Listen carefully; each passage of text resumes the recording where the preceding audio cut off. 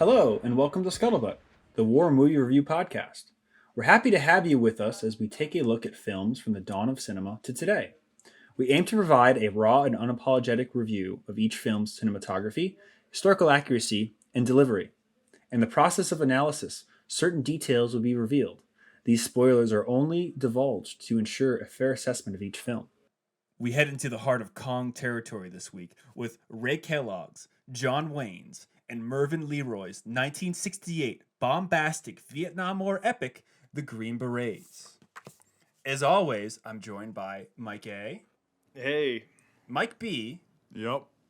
Unfortunately, the Kong mortars got Nate this morning, but we're joined by special guest, historian, resident Vietnam War expert, and friend of the podcast, Jason. Buenos dias. Ohio. Salute. Ohio. Hi, Duke. So guys, what'd you think? I'm not sure if the movie was long enough. I'm not sure 2.5 either. hours. Yeah, I'm not sure. I think it could have. Yeah. I go onto Amazon. I click on the movie. I'm futzing around with other stuff, on the internet. It occurs to me, Jason, how long is this movie? I go, and literally it reverberates through the entirety of the apartment. 2 hours and 21 minutes! Movies were longer back then. But, you have an epic back then, big old epic. They gotta make it epic. They gotta stretch it out. Now, it's interesting, if I can just jump right in here. This movie is a movie I've always known about. It's a movie I've always heard about. This is my first time actually watching the whole thing, though. It's infamous for, just being this horrible piece of shit, which I'm not going to say it's not, but it's not nearly as bad as some things I've seen. Well, it's a Vietnam War movie made in the style of contemporary World War II action adventure movies. Of course. So yes. it's a Vietnam War movie that's staged, presented, filmed, and brought to you. Obviously not quite up to the level of quality you have from movies like Where Eagles Dare, Guns of Navarone. What else? Everything else. Dirty Dozen. Hell's for Heroes, even. Dirty Dozen was a year before this. John Wayne actually turned down the role that the lead in that Lee Marvin to do this movie. Yeah. Good. To be in this movie? Wow. Yeah, to do this movie. He turned down the role of what the hell is his name? Lee Marvin. Lee Marvin. Yeah, he turned down the Lee Marvin role in that to do this movie because Lee Marvin never played himself.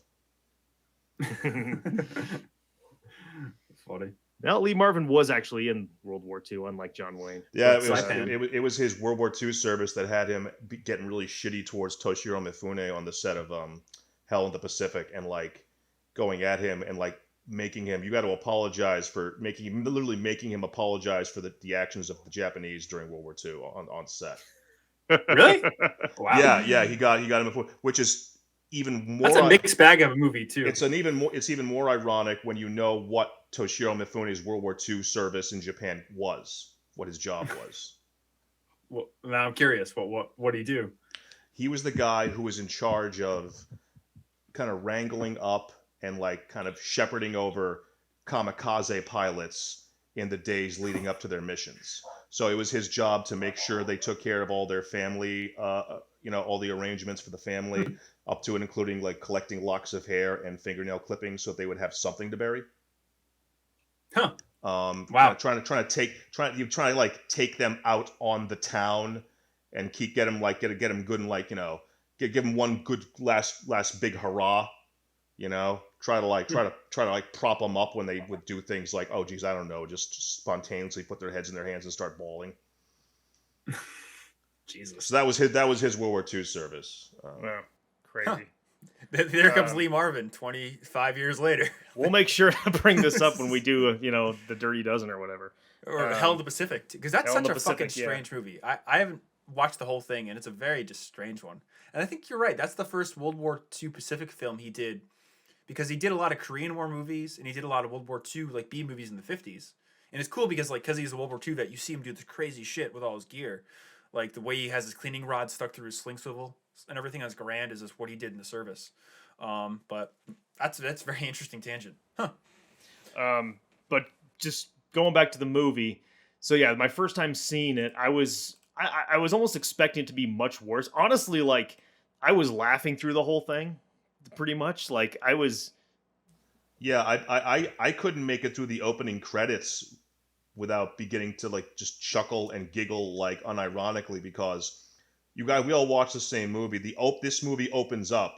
It must have been it must be on my mind because I mentioned I name dropped Fistful of Dollars. This movie opens up like a spaghetti western. It's super color, all those colorful static shots that are like have been like what's the I know it's not I don't know if the word dot matrix was a thing at the time, but you know how they looks like they're like almost been Xeroxed 200 times to get the effect on the still image they're showing. Bright colors. Yeah. I literally felt like I should be hearing, Morricone music while we're watching because instead of banditos and cowboys like falling down and doing that bloop bloop, it's all these stuntmen. Right. Well, it seems like Jason's gone. So, with his thoughts on the movie, who else wants to go? Well, Mike, you didn't finish your shit up. Okay, so yeah, that's just what it was. I felt like, I was expecting much worse, but like still it was funny. Like everything in it was funny. Is it stupid? Yes. Is it like bombastic and heavy with his propaganda? Yes. But it's, I don't know, like I was expecting much worse. I've seen much worse, so it's like, yeah, it's a stupid movie, but yeah, it's funny as hell. And yeah, I enjoyed I even though it was 2.5 hours long, I was laughing through a lot of it because of everything, and it was just funny. Yeah, my experience. It felt like it actually wasn't actually bad enough to be famous. It was just kind of like, yeah, it was bad, but a lot of it was just kind of mediocre and just kept reminding me of better movies that they were copying, like, I don't know, The Devil's Brigade. The Devil's Brigade was that's what actually was the first the Devil's Brigade was made because they were trying to get this movie made, and they weren't able to, so they went and did the Devil's Brigade instead. And then afterwards, they were finally able to get the military behind them to do this movie. Yeah, somewhere online I read that they reached out to Lyndon Johnson specifically. Somebody wrote him a letter. I don't know if it was John Wayne or who, asking for this movie. Yeah, for DOD assistance in making the film. And somebody on Johnson's staff said, "Well, John Wayne's not one of us politically speaking, but he's tried the message he's trying to convey is actually very much so in our favor." So they went ahead and they got, as you can see, it's all on screen. They had all the gear, they had all the fucking rows of tanks, like they're. Well, that's one thing I wanted to bring up, and I'm sure all of us notice it, is that this movie, it is United States Army porn. It is just like that. Once you get to that airfield, dude, it's just like you got the C-130s, you got so many Huey shots and everything. It's just like. It's so they're pulling up and walking around, and when the general pulls up, it's like greeting John Wayne. You see, it's not even a Huey; it's that little Chopper Dan thing with the gigantic bulbous fucking windshield, just kind of like the MASH helicopter. Yeah, the MASH copter just casually floating by 4 feet off the ground. Like that's yeah, we do this all the time. It's insane, that shot. You got a great shot of a Chinook out there. It's just like this is if you want Huey helicopter pornography, this is the movie. And it's all all contemporary. It's not like it's a recruitment tool, dude. Yeah, it's like this is to advertise the military. You don't need a recruitment tool for a war where they had to draft people. Where they had to lower the standards of draftees to get to throw enough bodies into it. I'll interject. So let me get my thought on here quick, and then we can just jump in, because this is a good conversation. So just really quickly, yeah, I don't know. This film is almost sad in a way for what you guys described, because it's like, a World War II movie, but they're in South Vietnam. So all these tropes that worked in these films that were of events that happened 20 years before just don't work for the current situation now. It came out in June of '68, so just a few months after Tet, and a few months after Walter Cronkite told people, "I don't think we're going to win the Vietnam War." So it just. I don't know. If this movie came out in '66 or '64, I feel like it would have much better reception, and just, I don't know, be a better film, but it's just too little too late. You know, it's Well, it's it's a Go yeah. ahead, Brian. Oh, it's just it's just a very interesting film because it shows the real disconnect between the culture war, you know, and what was really happening and what people were hearing from their friends that were like either on leave from in country or had been in country earlier on, and what people thought was happening or what the narrative the press was pushing that was, you know, 6 months to 24 months old already, you know, because the war by that point was so different than what they're showing, you know, because they're really showing the advisor war, you know, the 64 or 66 kind of stuff, but just I don't know. I just felt sad.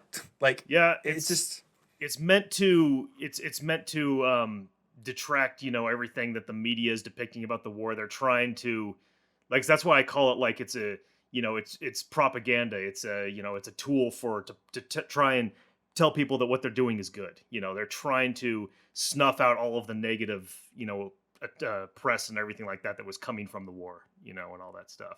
That's what the movie really feels like to me. Present a countervailing narrative to the one that's already out there, because you had this one narrative which was gaining traction very much so of the media, you know, latching onto it. It was very very almost impossible to find any other kind of take on it. So which is what I suppose John Wayne was trying to do. Oh, it's totally what he was trying to do. Yeah, you know, and there are interesting things in the film that I don't think are that are so unrealistic, you know, but certain elements which I was like thinking, yeah, you know, that's an interesting element. It's too bad it's buried under all this fucking jingoistic, you know, in your face, you know, craziness. yeah. Birch, let's get your final thought or intro thoughts now. I'd love to jump into all the military gear and shit that they were using. Yeah, so my initial thoughts were I remember this I remember this film being a lot more shitty than I remember it as. And for the first hour or so, it wasn't that bad. Because it's like that's what SF was literally doing, is going in, training local, basically militia groups, right? The Montagnards, and all that other shit. And like they were paying them, they were setting up bases so they could just kind of keep tabs with what the NVA and the VC were doing. And they showed that. Very small groups operating within remote areas and everything, whatever. And then it starts getting stupid after about the hour mark. And it's just all like this fucking 60s combat shit, quote unquote combat shit. And it's just like this fucking, tactically, like it was just a fucking disaster. Like, whatever. But like, it went from something that was showing what the Green Berets were actually doing in Vietnam, to an extent, to just, oh, these guys are just these fucking macho men, fucking Rambo, you know, before Rambo existed. Like, these guys are invincible. They're fucking, they just thwart every fucking advance and whatever. And it's like, okay, propaganda. Again, like Mike said, it's propaganda. This is in 68, right? The Vietnam War was not popular after the Tet Offensive of 68, as we've talked about before. And so, what can we do? Well, let's get John Wayne in here, one of the shittiest fucking actors to have ever made that big of a career in Hollywood, ever. Yes, people can bitch at me in the comments, but hold on. Hey, hold on, Jason. So one of the shittiest fucking actors, but they threw him in there because this will convince the American people that if John Wayne's in for this cause, it's a worthy cause. And he Did I say I'm done? Okay. So because of that, then that's your final push propagandistic wise in the civilian culture, is to release a film like this and have John Wayne. Oh my God, the fucking big, but it's all a Western film. That's all it is. It's a propagandistic Western film in the end. And so it was okay until about an hour, and then the next hour and 20 minutes was horse shit. So now I'm done. Yeah, we can go from there. And John Wayne, and you're absolutely right. But John Wayne even fucking really ropes it in his performance in this movie. If you compare him here, the way he's acting, what he's doing, the way he's like going at the whole thing, to say, I don't know, off the top of my head, The Longest Day, it's very different.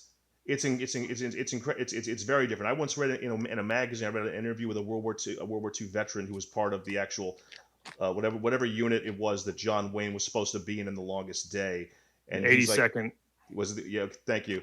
And he's like, okay, so who? Well, they were talking about the movie. And it's like, so who was I forget how he came up, but he says, oh, I guess that officer was meant to be played by John Wayne, but I really didn't see it. Is the nicest thing he had to say about the performance.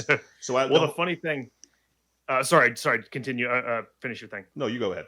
Okay, so the funny thing, if we had a little thing about The Longest Day for a second, the funny thing about John Wayne in The Longest Day is that he's depicting Lieutenant Colonel Benjamin Vandervoort. Now, on D-Day, Vandervoort is a real guy. He was 28 years old. John Wayne was, I think, 56 or something when they made The Longest Day. So yeah, and then like in this, that was 62. This is 68. So yeah, he was like 60, 61 by the time they were making this movie. So yeah, it's just, he was a big star, man, and they're not going to go down without a fight. So yeah, he's going to still continue to be in shit at this point. I don't want to say he looks bad, but the majority of the cast weren't wearing like t-shirts under their fatigue jackets for obvious reasons. And like, man, his all that skin, like from the neckline down, which you can see a few times. I'm like, oh. Oh, he just needs some medallions hanging in there, But speaking of that, though, one of my favorite pieces of talking about uniforms and shit is the reporter in his pristine tan leisure suit. Yep. Looking like Father Brady or something, walking around. He's going to a party later. Yeah. Go ahead, Brian. Speaking about that guy, oh my God, like, if it's not like propaganda, like the reporter who is against it then joins the army in the end, it's like, it's just so on the nose and it just hurts, Yeah. It's like, his facial tics and his mannerisms are so reptilian in like the first third of the movie. It's like really, really the guy's really acting very hard. It's like, oh man, like, yeah, you have to expect to see a forked tongue like zip out of his mouth and like sniff the air like a snake before zipping back in at any point. His fucking Mr. Roper comb over. I was hoping he would have like an ascot or a neckerchief on with his leisure suit. That's what it was missing. But he didn't. They got you on that one. Yeah. And then he actually does the unthinkable. He actually does what John Wayne. Why don't you ever been over there? Well, no, I haven't. Well, yeah. And he goes like, holy shit. Right. And then later on, he makes up for it. He's like, what does he say? It's hard for people to talk about this place without actually being here. And it's like, that's rich coming from someone who wasn't in. I don't know if John Wayne ever went to Vietnam, like visiting. No, guarantee he didn't. Jimmy Stewart did. He went on a mission over Hanoi, but John Wayne didn't. Like, I wouldn't be surprised, dude. Fucking Jimmy Stewart was in World War II as a pilot. That was a big thing. Yeah. Bob Hope, bigger balls than John Wayne, confirmed. This is legit, right? Yeah, it was actually a real big problem. He was a Air Force general in the reserves, and he was on an observation flight from Okinawa to Hanoi, and he didn't want it to get out, and it got out, and because of the controversy of Vietnam, it was a big thing. But yeah, he was a World War II bomber pilot and everything, and he did 25 missions, I think, over Europe. So he was a hardcore guy, but yeah, fucking Jimmy Stewart had more Vietnam War service than John Wayne did. Yeah, well, I mean, that's great and all, but it's like we shouldn't dog someone for not wanting to go get killed at the same time. No, that's the thing is, like, it's not a requirement, but, like, it helps you to understand and be a better actor, in my opinion. Right. In some situations, in some films, if you have been there and done that. So imagine the press junket in Saigon. Oh my God, that would have been a barrel of laughs. Wasn't Jimmy Stewart's son KIA? I'm not sure, to be honest. I've never heard about that. To look that up. I believe his son was KIA, possibly in Vietnam, but it could be a different, or maybe not. And that, like, it really after him trying so hard to be like not, let's just say, to not be anti-war, You know, to not be anti-war and be sane about it, for that to happen to his son was very well. Implying losing a child isn't painful. Period. Anyways, to for it to go down that way. Yeah. 24-year-old stepson in 1969. He lost. So The most violent year of the entire war. Yeah. 68 and 69. Oof. Yeah, because it was the fuck me, no fuck you factor after Tet. Yep, exactly. That's exactly what it was. It was like the Vietnamese forces, the NVA and the Viet Cong were like, hey, we can break you. It's just going to take us a lot more people than we thought, but we're going to break you because we just did back home. And yeah, it was fucking insane. Like 68 and 69, like I know a lot of guys personally, a lot of them are dead now, but like who were there in 68 and 69, they said it was fucking insane. Just non-stop fuckery. Non-stop. And so what Brian, when the fuck is this film supposed to take place? Like what year? So it's interesting. It comes out in 68. They obviously shot it in 67. So I'd guess 65, 66, which is because they did have these small hamlets or special forces. Yeah, absolutely. Places throughout the whole war. So there was a famous one. The Hamlet Pacification Project, is that what it was called? That was the strategic Hamlet program. That was the later one where they had like the platoons in the villages. But the early ones were like the camps, and they actually did have names like A107 or whatever. They were just special forces camps with like a battalion of and that started in 64. Guys. Yep. And like with Montagnards, and they would have a 500-man force. Like even they're saying, let's bring the villages in here because we could have defense. And then, but I think the strategic Hamlet program with legs was later on. That was like a 68, 69 thing that was based So when off does this French. film take place? Because I there's no clear. So it's based off of the Special Forces Green Beret, who was the Finnish soldier who was in the SS, Toku or something, or Towney, Henry Towney. Okay. And he was killed in Vietnam in 65. And they actually found his remains in 99. But it's based off of his actions in Vietnam. So this is probably 65. 64, 65 is what I would very have to early. put an estimation on. Very early in the war. And coming at it from that angle, Well, it must have been 65 because they had the air cav there at the end. Yeah, so you're right. So it must have been 65. Yeah. So post Da Nang and everything like that. So probably fall of 65. Yeah. Be realistic. And there were a lot of cool things. I mean, obviously because they had the DoD support. Tiger Stripe was right because it had to be correct. So that was nice. The Duck Hunter hats. I mean, that was interesting to see for the Arvin. That's not really correct, but it was cool. It was actually like. Go ahead. There's at least one Woodland uniform in this movie. I didn't see it. Not Woodland. The flower power. Oh, Ertl? There's one Ertl uniform in this movie. Yeah. Really? Where? I'm intrigued. I want to find it. It's somewhere in the middle part where a whole like grabastic gobbledygook of. The Mike Force shows up. No, it's them getting loaded up to go someplace, and it's one of those things where there's tons of uniforms going back and forth and back and forth, and a bunch of extras. And there's a lot of extras, and there's an Ertl uniform in there, and I saw that, and I was like, huh. But I'm sorry, it wasn't enough of a for me to actually drop a timestamp on it. I'm sorry. Yeah, but that's interesting because that's like probably pre-Ripstop Ertl. That's like the first, because it was just coming out in 67, like when you see it in the field. And again, when it was Huh. That's cool. And I wonder where they shot this, because it could be California or Georgia. It could be North Carolina. It's North Carolina. Dude, the vegetation is fucking completely North Carolina. Wow, while the big bad bush sure does look a lot like Northern California. Oh well, I'm not going to worry about that. There was it was when the big assault was happening. It's my favorite part of the movie, obviously. Got a good Wilhelm scream in there. A couple of them. Yeah, there's a couple. There's a couple. There's one that's like really audible. Then there's one that's like, But a few. There might have been three, but who's counting? I counted three, so I guess okay. I think to the ballpark. Yeah, I got three. Yep. The model helicopter on fire was adorable. I love that. What about the outlook? The lookout tower crumbling, and you can see its dolls inside. Yeah, they all fall out. But no, that helicopter, that's like the UFO at the end of Plan 9 from Outer Space when it's on fire. Like, that's what I was thinking about. I'm really glad that when we get into IMFDB, it's going to be great discussing that really realistic and accurate M2 50 caliber machine gun. Yeah, I was curious or the about Mattel that. toy. He actually has a real Mattel toy. Yeah, the Marauder. The the Marauder. Yeah. And And I believe, if memory, not to jump ahead too far ahead in the narrative of the movie, I don't know if we're trying to go speak about the movie chronologically and where the plot is concerned. The Provo character gets stitched in the back with a 50 caliber, and he's dying, and he's commiserating with John Wayne. And I'm like, I'm watching this scene. I'm like, then literally my head clicks over. I'm like, wait a minute. That was a 50 cal. Shouldn't this guy be just like bits and pieces, like in a pail? Like, Well, it's a Mondoose. 12.7 by 99. 4 feet away too. Like You're you hurting muscle at that burns. point. You're hurting. Yeah. I think it's a terrible movie. It's a terrible movie, but I think it's called it's Kingdom of the Dead, where the zombies are in Las Vegas.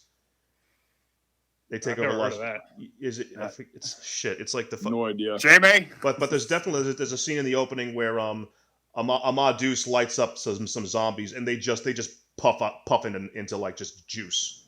It doesn't Nice. really do that in real life, but it's a big hole. It's a lot of fucking a lot of the cavity that the what the fuck's it called? Cavitation. The cavitation with the gases and everything and the inertia behind the actual bullet with a fucking 430 grain bullet. Yeah, if you got hit where it showed you got hit on this film, you got about maybe 4 minutes tops, and then you're gonna be done.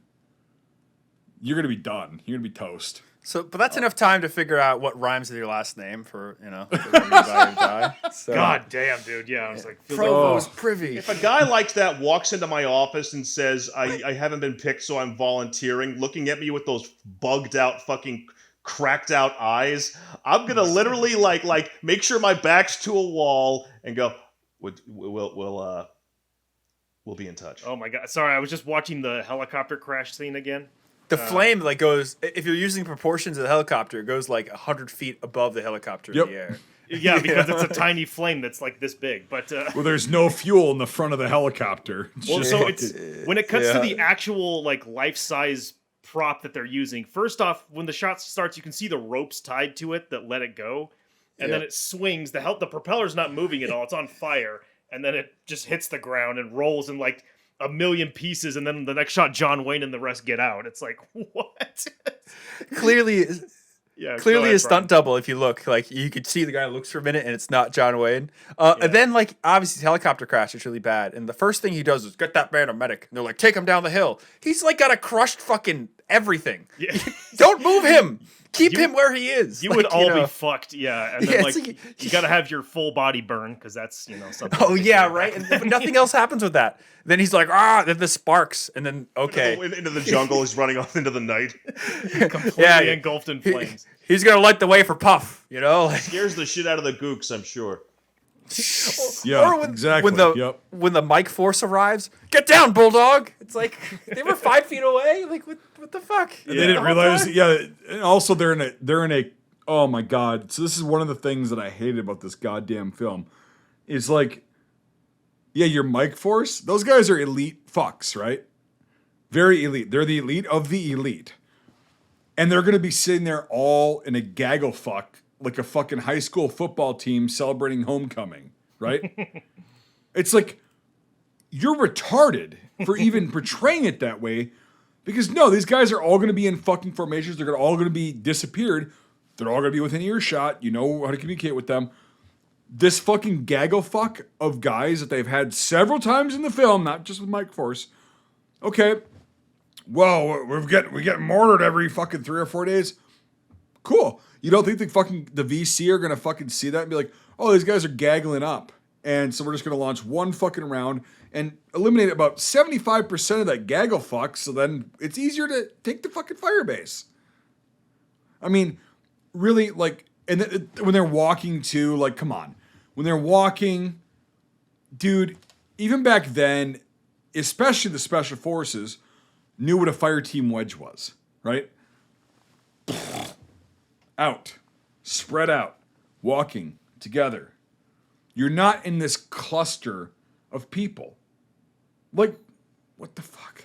I just see them like dee bopping around, and all I can hear in the back of my head is the baby elephant walk. Ba, ba, ba, ba, ba, ba, ba, ba, ba, da, Right. It's retarded. It's so absurd and so stupid. One shot that I loved was when the AC-47 came by and just gunned down the whole place with its miniguns. Puff? Yeah, and just the extras are just standing there, just waiting for their squib to Yeah, go off. exactly. Yep. Yeah. That was good. They're having a great time. They're raising the flag. They're you can literally it's got to be the same exact archived sound effect they use for like cowboy movies or like cowboys and Indians movies. It is, yeah. Yeah. For like them like tearing things apart and all this other stuff. I'm like, that's gotta be the same hooting and hollering like fucking Apaches.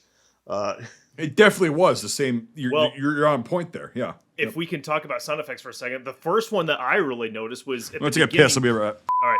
Okay, guys, so doing sticker trivia again.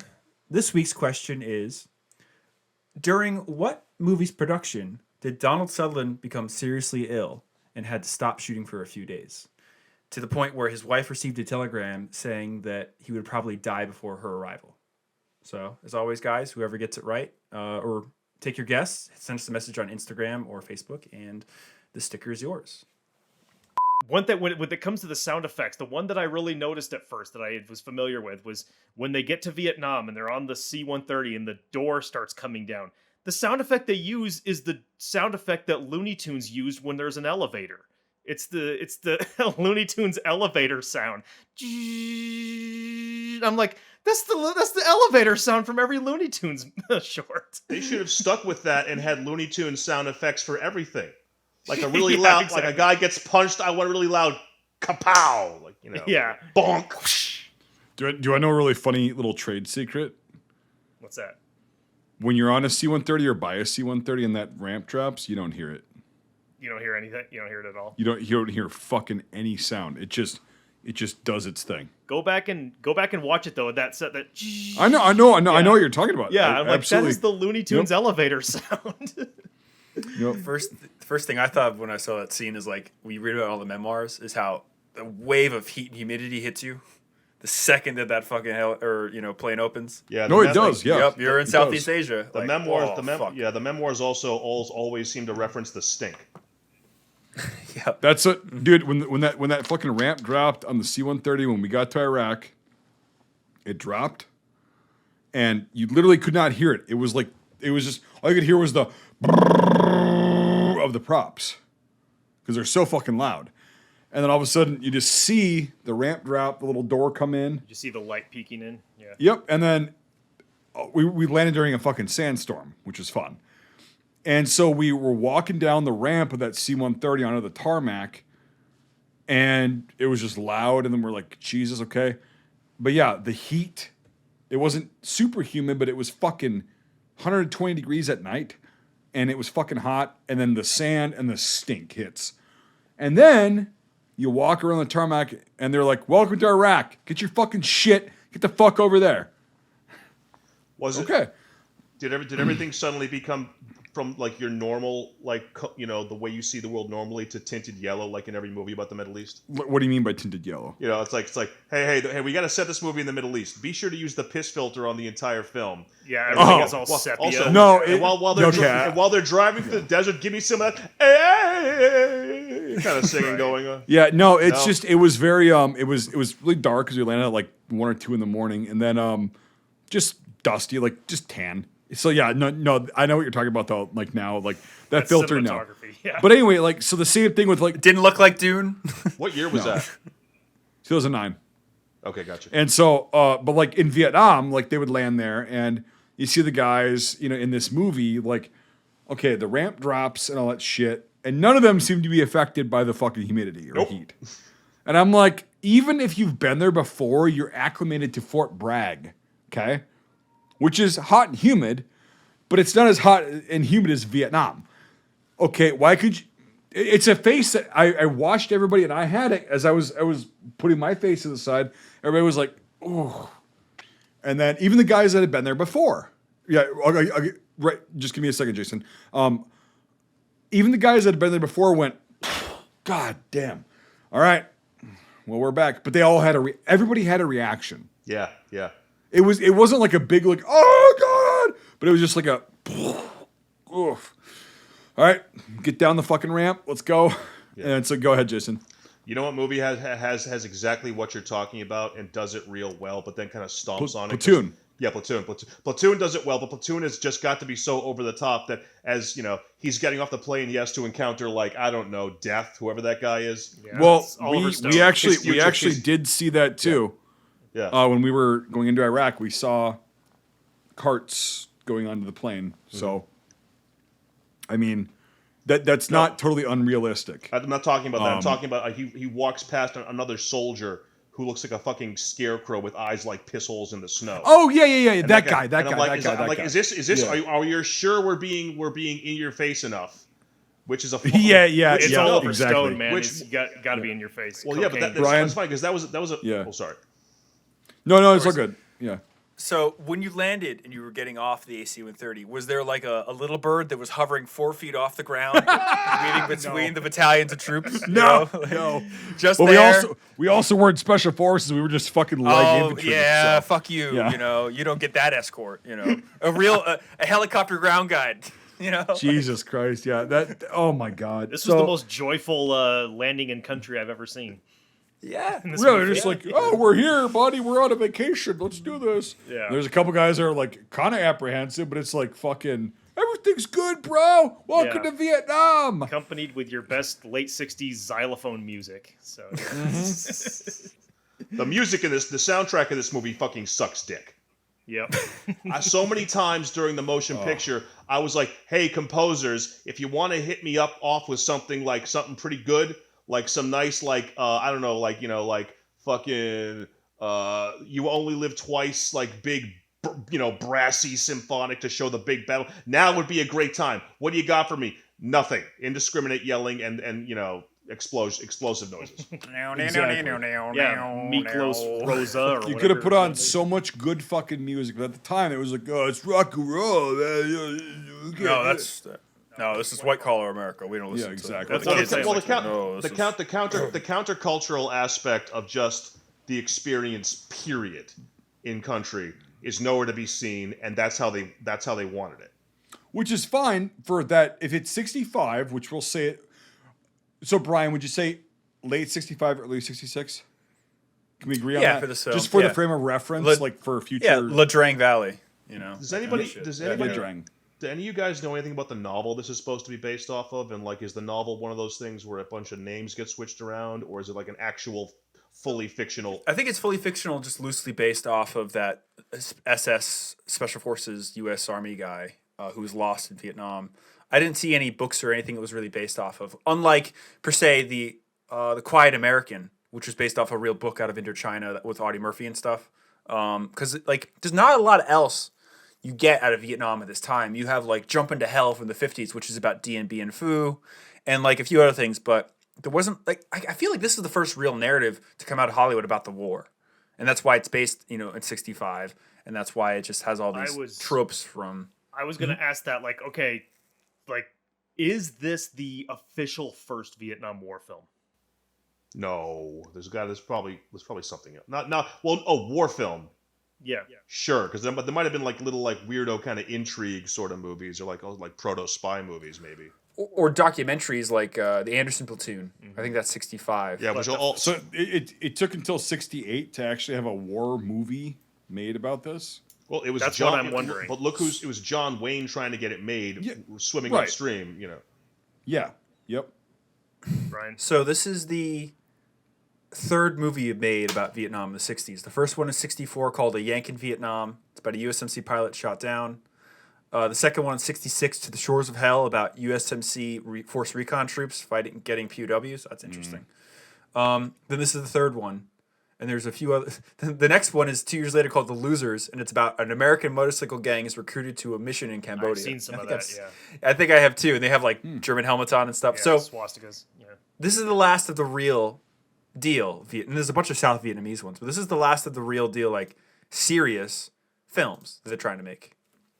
Jason? It's worth noting that this is a different time and a different place, and Hollywood was at this time significantly more resistant to putting current events up on the screen for everybody to see. Because again, I do not, I swear to you, want to go off on a certain oh boy, things sure have changed, or oh boy, things sure were different. But I'm not trying to go there. But again, it is worth noting this is a different world, and the powers that be, where entertainments were concerned, had different things they were interested in doing. And again, There was a narrative. There was a narrative. Right, and putting what's outside what's going on in the streets outside your home up on the big screen, or what's going on in the news up on the big screen, there was going to be pushback.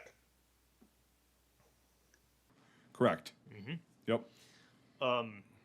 One thing to note about this was made during that period of Hollywood movies where it's like a 10-year period from like 66 to 76 where movies were really pushing the envelope with their violence. So to try and censor it a bit, the blood had to be this like bright opaque red. Bright shit. Yeah, it's like, and you see that in that 10-year gap. Yeah, from like 66 to 76. I think Taxi Driver was the first one to stop doing it. But go ahead. And wasn't the blood in Taxi Driver actually originally significantly more vibrant, but it was they had to go in and change wasn't it a thing where they changed the color tone and got a pass because it was going to be rated X if they did. Yeah. But he says all he did was he just changed the color tone. That's all he had to do. Yeah. The people who make these decisions are just fucking insane sometimes. They are, yeah, but you need that sometimes. But ever since then, like the blood started to look a little bit more realistic, and it started to look more like traditional movie blood. But during that 10-year gap, like you watch Dirty Harry, really violent movies, and the blood is always this very bright red. Yeah, it's to censor. It was like a method of censoring it, so it didn't look so realistic. Kind of interesting. Yeah. Yeah. It's like painted, literally. Yeah, it's like, okay, Yeah, you're literally, shot. It's just pastel paint. Yeah. It's like pastel paint. It's Like what it car is. paint. Yep. Yeah. Yep. Hey, I got a gallon of dead guys here, you know? Yeah. It's so fucking bright. Yeah, because I noticed that too. And I'm glad you commented on that because that was one of among the hundreds of things that were fucking terrible Right. and wrong. The technically worst. with this film. Dirty Harry is pretty bad with it. What's it called? The French Connection is one of the worst. Is like a cop gets shot on a subway, and it looks like Ed's secret sauce from Good Burger explodes from his chest. You know, if you notice, It's weird too, because you're talking about movies where the actual things like the squib work right? is actually really good. And then so you got what amounts to again let's we're not trying to do hyper realism, because hyper realism is true realism is I shoot somebody, they go down splat. They don't throw their arms up, they don't do a dance. Right. They don't even fly back. Munition hits you, goes out the other side of you, you go down. That's it. End of story. And that I've heard. I haven't done the research myself, but I've heard if you go back to films, way back in films, like closer to after World War I, and then moving on from that, that is what you see for a very long time. And then as time drags on, and more theatricality and more means of trying to lend, I don't know, thematic or narrative weight or pizzazz or zazz or whatever to your movies, you see more of the oh no, the guy's got to go flying back, or the guy's got to make a big do something melodramatic when he gets shot. I don't know why the fuck that happened. Because you would think it would be more in the silent film era, right? You would think it would be more then, but it actually was in the fucking with sound era of cinema. And so what the fuck happened? Who knows? The only theory I can think of is that you had so many more people around you who had been in a war. At the time, you mean? When back then? Yeah. Yes. I'm talking about World War One. Okay. No. Yeah. I'm just thinking right now. Yeah, and it's not a very good theory. It's not a very good theory. I'll admit. I'll just say that. I'll just throw that out. It's all I got. I agree with it because it's funny because you think about it, up to 1930, for World War I films, Wings is very realistic. The Big Parade, very realistic. That's all pre-code. Pre-code. Yeah, and it's West Front 1918. Yeah, that's great. And it's not until you could say the first All Quiet on the Western Front kind of has a little bit of that flailing and things like that. And that's kind of where it starts. And then you're right, you're about 10 years after the war. So it's... No, I think you're onto something there with the 30s was the start of this. Part of you've also got the famous. It's part of that I don't know what you call it, but that theory is you got the famous story from I don't know what is it, the Two Towers, where the guy's that's not what the sound a man makes when you stab him. I don't know about that. Oh yeah, with Christopher Lee. Yeah, Christopher Lee's like that's Yeah. he's not even trying to be a dick. He's like that's not what people do when you stab them. It's like what do they fuck? What he's like? Well, what do they do? It's like they go. Right. Yep. Right. Oh shit! The making of, yes. Yeah. Yeah. Yeah. Okay. Yeah. No. The it's gasping for air. Yeah. And that's the thing is like, you know, I'm just trying to process a lot of that because that theory had never really like I hadn't really thought of that, but you're right. I think you're really correct. Is because when you've got guys that have been there and done that and seen that and experienced that, and you're an advisor for a film, you can make it a certain way to be more realistic.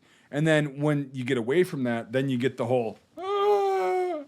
Go ahead, Jason. A person like Dale Dye has made a career off of doing that. But let's just the one point I want to make is now let's take having one Dale Dye whose a full-time job is to give you that expertise and replace him with everybody being a Dale Dye because everybody and their dog got drafted or volunteered or I'm sorry. I don't want to drag things too far off topic, but there's a really good German World War II movie that's actually a barracks drama that takes place before anything even happens in World War II, and it's made in the early 50s. And all these young dudes who are in their 20s and in their 30s in this movie, it's a given. It's a given. Statistically, it's a given that they were all drafted. And if you watch the movie carefully, you see them do all sorts of small things that bullshit. The director said, "Hey, you better put your hand over here and play with your belt like that when you think you're about to get cussed out, and make sure your belt is just dressed right." As the NCO's marching towards you at a dead heat, things like that, because they're not acting, they're not being instructed, they're remembering on film. But anyways, I apologize. I'm surprised. No, it's cool. No, it's all good. It's all good. No, that's MGU 815, right? Is that that show? 0815, yeah, which is also a slur. Yeah, that's the acronym for this is not going to fucking work out because It's- the MGU 815 was yeah. It's the German World War II version of Fubar and Snafu. There was one German reenactment unit I was in, and one of my squad leaders actually was German. And like I was with something was still some stupid thing going on. I was like, what the hell's going on? But he just turned to me in German and said, he said, I can't say it, but he said, he shrugged at me and said, 0815, then turned back, and I was like, nice. Yep. Well, So that's a Brian, great series. Well, it's interesting that you're talking about that though, with like more people around and part of these movies. That made these movies were actually part of wars and such like that. Like Brian, you mentioned Wings. Yeah, Wings is great movie. made by Bill Wellman, who was in the Lafayette Flying Corps. So it's like in World War I. So it's like, yeah, that guy lived through that shit. So of course, like he's gonna be able to put his own experiences into it. Like what we're talking about. So just an interesting thing. And just like John Wayne put his experiences at Camp A107 into this movie, Oh! Burn. Somebody call an ambulance, but not for Brian. But not for me. That's a very interesting point, though. Might as You well had just Jason. go piss on the man's headstone. Jesus Christ. Do you What? know about the John Ford story with John Wayne when they were shooting They Were Expendable? I think so. Tell it to me though.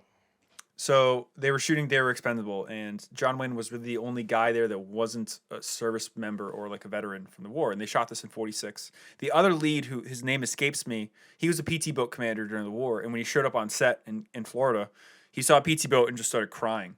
So they delayed production for a while, because John Ford, obviously, he was a World War II vet, he had filmed all over the world for the Navy and stuff. So anyway, they finally started production because this guy could finally get on a PT boat, and they're doing the scene where John Wayne has to salute. And Ford made him do it 120 times.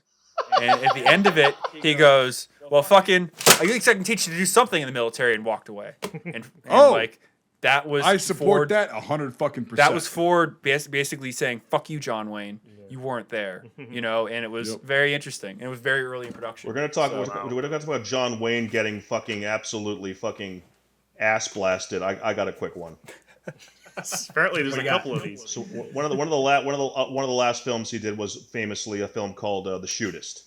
Yes, with Ron Howard. Yeah. And The Shootist was meant to be a more down to earth, again a slightly more realist, kind of grounded, gray area sort of Western story. And the film, the shooting script called for there to be a scene where the John Wayne character would pull and shoot a man in the back. Just got him right in the back. John Wayne was being very resistant towards this and being very argumentative about this on set. He did not want to do it, and he wasn't really given but he wasn't given a good reason. The character, everything about the movie. This is a script. This is a full shooting script. The story called, there's a reason we're doing this. It's a story. He's going on, and finally the director just says, Eastwood would just shoot the guy in the back. What the hell's your problem? He fucking lost it. I've heard this story. He fucking lost. Well, I'm not Clinton. Clint's not me. I don't got any problems with Eastwood. He's going to be a good. He's falling all over himself trying to not call Eastwood a piece of shit because he can't.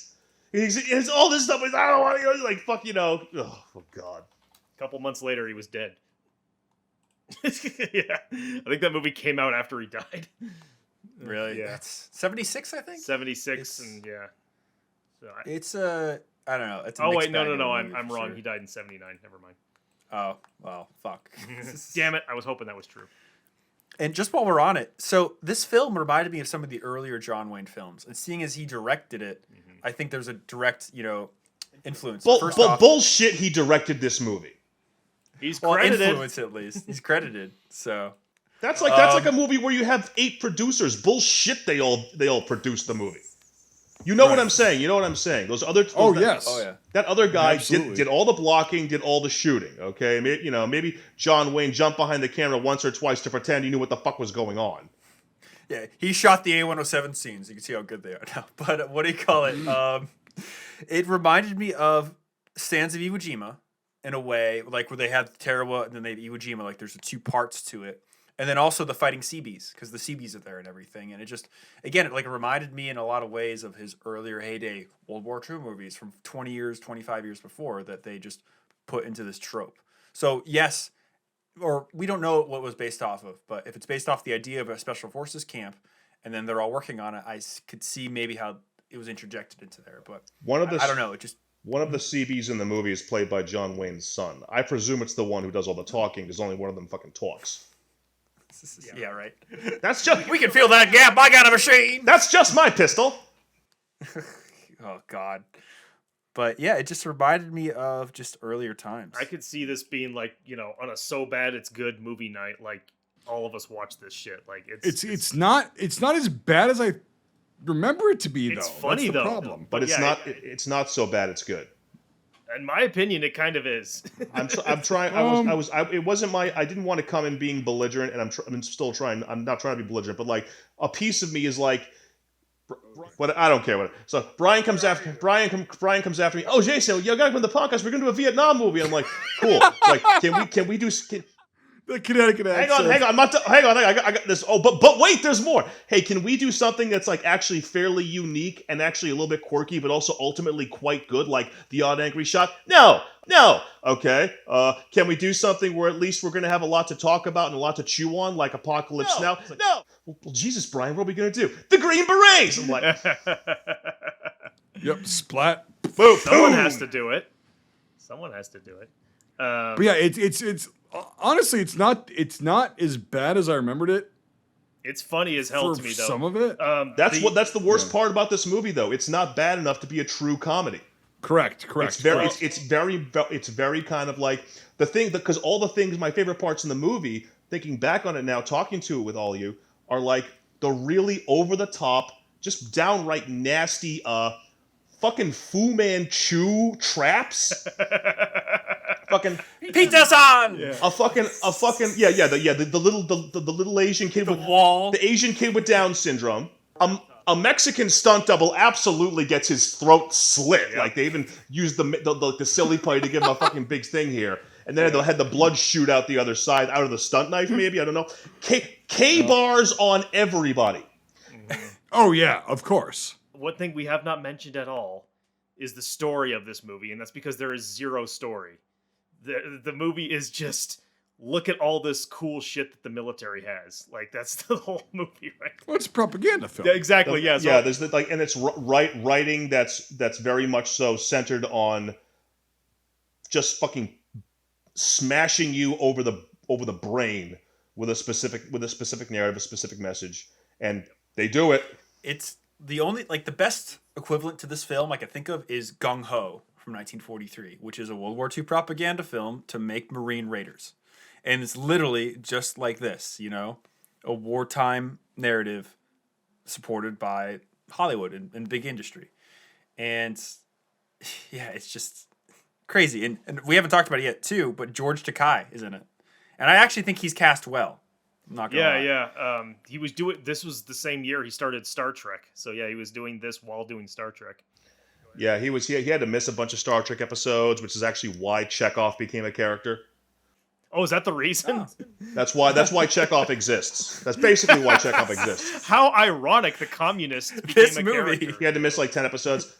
George Takei told allegedly, who knows how you get the truth out of George Takei about it at this point, but allegedly George Takei told John Wayne, who wanted him for the movie, says, "Look, I don't really agree with what you got going on here, what this movie's about. It's not really, I don't agree with it." And allegedly John Wayne said, "Half the people involved in this project feel the same as you. Okay, I'm not trying to hire you because of your politics. I'm hiring you because of your talent. So let's just fucking go." Allegedly. Well, if that's the case, then he sucked it up and did his job. But I actually think George Takei is one of the good parts of this movie. Mm-hmm. If there's a few little things in here, like little needles in the fuck stack, you could have grabbed and take away. Like, okay, now maybe put that over here, and maybe we could have had something better germinating off of that. I actually think George Takei as the turbo gung ho, guy in the not what I don't know if they're even supposed to be the Arvin or what the fuck, but people like George Takei's character Nim, those guys are real. 9 times out of 10, when you're watching a VC suspect get his fucking face, someone do a tap dance on his face, it's actually a guy like him. They always it's in footage and photos and stuff like that. So something interesting there, but the film does absolutely not fuck all with it. He would be the guy that was famously taken a photo of during TEP shooting the Viet Cong assassin. Indeed, that would have been if he'd survived the battle. That's what he could have wound up being. You booby trapped all of your own foxholes. What the? Well, that's not totally unrealistic. Like there was the Arvin.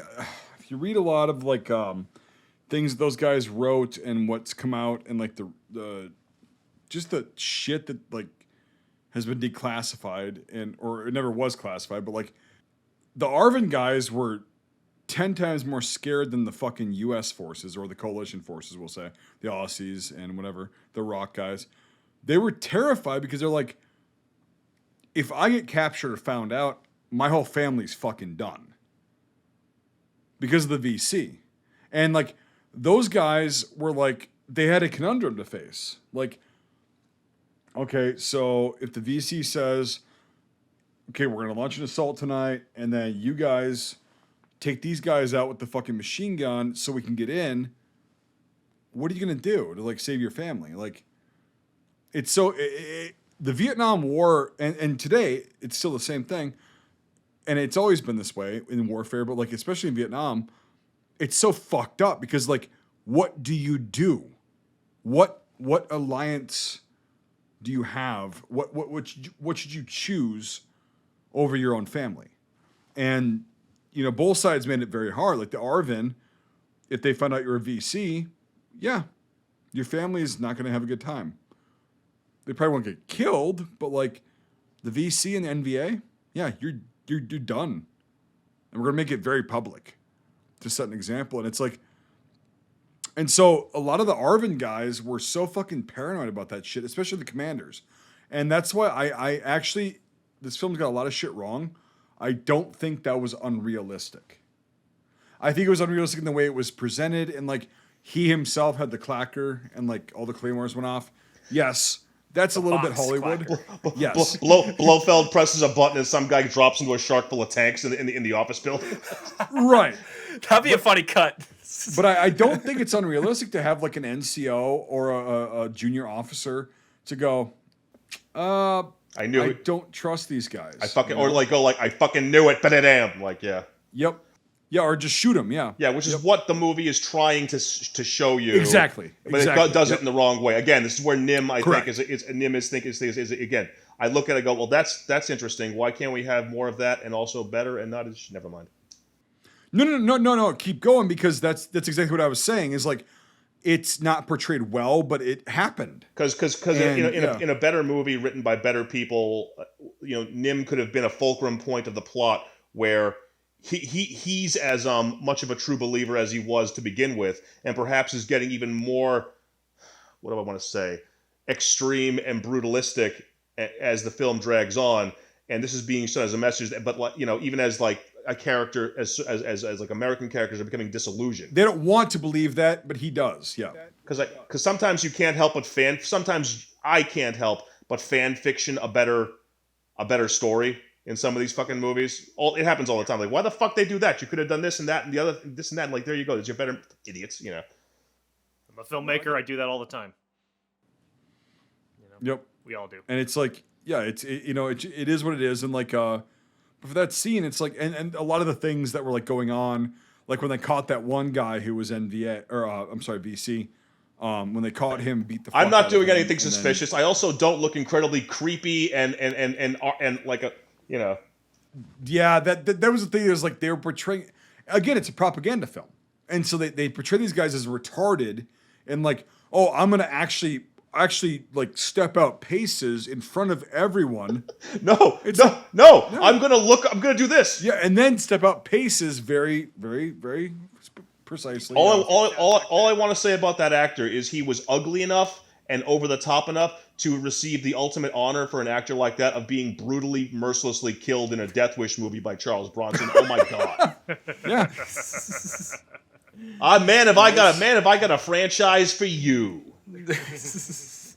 Or like 5 years, or like having his skull crushed by Sonny Chiba in like some Japanese karate action movie, Yeah. But yeah, it's that kind of shit. And then like so Brian, since you're wearing it on your head, let's talk about the tiger stripes. It was cool because it was the U.S. made version. It was the darker, because there's so many different variations of tiger. It was just, and because they filmed it in Georgia, it's like it was the darker, more standardized, I'd say, tiger that you know of.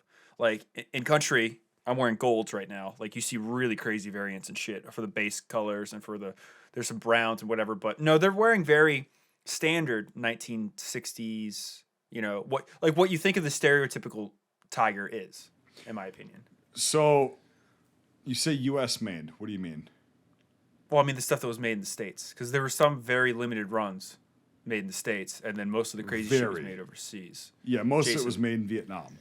My understanding, and it's just, I think that's all it is. My understanding is that tiger stripe, or I've seen it called tadpole too, is itself a I don't know if I'd call it indigenous, but it is a camouflage pattern that is actually iterated off of something called the lizard camo pattern that the French brought in. The French, yep. The Taz 50, yep. Yeah, and the French left, but the camo remained behind. Obviously, U.S. troops get to Vietnam or volunteers, because the turbo early days of it was like, oh no, these guys are all. It was almost something akin to civilian contractors almost. They look around, they lay eyes on that camo, and they do the same thing we all do. Oh my fucking God, holy fucking shit! How do I get a hold of that? And get a hold? They do. There was nothing like in the system as far as camouflage to get. They were working on Ertl throughout the 40s and 50s and early 60s, because they actually started it with modifying the Marine Corps pattern of frog skin in 48. And then 48, yep, 66, exactly. 67 is when you get the first like in-country or military trials. I shouldn't say in-country. They actually did try it earlier on, but we're talking like in 1s and 2s. Exactly. Yeah. You always get those. Like they tried the M43 uniform in Anzio. Exactly. Yeah. Okay. Yeah. Exactly. Yep. But like, as far as like you're going to Vietnam as an advisor, it's 1963, 64. There's nothing to get except for commercially bought items off the commercial market. So that's why you see Duck Hunter and things. And just like Jason said, a Duck Hunter's good camo, but Tiger Stripe, fuck you. Like, give me as many as you have, and I'll take that shit. So yeah, you do see the change in the advisors. And whatever you were wearing, remember, whatever you were obtaining had to be tailor made, because nothing they had on hand was ever going to fit you. Unless you Correct, were a 13-year-old boy, nothing was going to fit you. Well, and that's why they came up with the two sizing systems, the scales of U.S.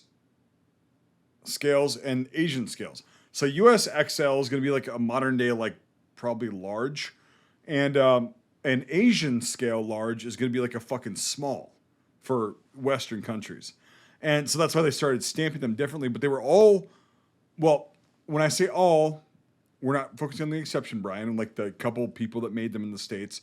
Most of them are made in South Vietnam, the tiger stripes. And so they would stamp them with the two different sizes. And that's why it's like the US guys, if they got an XL, they'd be like, oh shit, okay, cool. It's snug.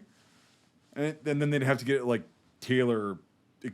Go ahead, Michael. So just let me ask this then. Because this movie Yeah. was made in the United States, was all of that shit brought back to be in this movie? So Is that Brian? the tiger stripe is called John Wayne tiger stripe. Really quick, Brian, I'll just tell them this and then you can go on. The tiger stripe pattern that they were wearing was called John Wayne tiger stripe. It's not inaccurate, but from my understanding, they manufactured that for this film, Okay. specifically Yeah, based so- on original examples. Yeah, so it's but Brian was next, yeah. What's up, Brian? Oh, just So- just 1 second. Just basically, I know that they did produce stuff domestically, and it's of that pattern. It's of the standard darker tiger stripe. So it could be a prop made thing. Who knows? It could be the U.S. made pattern, but it's definitely not the Southeast Asia patterns that you see. Right. And all the 'Cause different the buttons ways. were also U.S. buttons, and that wouldn't have happened in Southeast Asia. They had the disc buttons. So yeah, go ahead, Jason. Oh no, that was just, I was going to be like, talking like referencing. Yeah, there's like it's for collectors. There was like that's a John Wayne. I was Exactly. like, I don't Yep. know, I don't know if that's a factor. I don't know if Apocalypse Now has that too. But it might. They have- It's filmed in the I could have sworn. I know, but I could have sworn somewhere out there I saw the same way you say. Oh, that's John Wayne Tiger.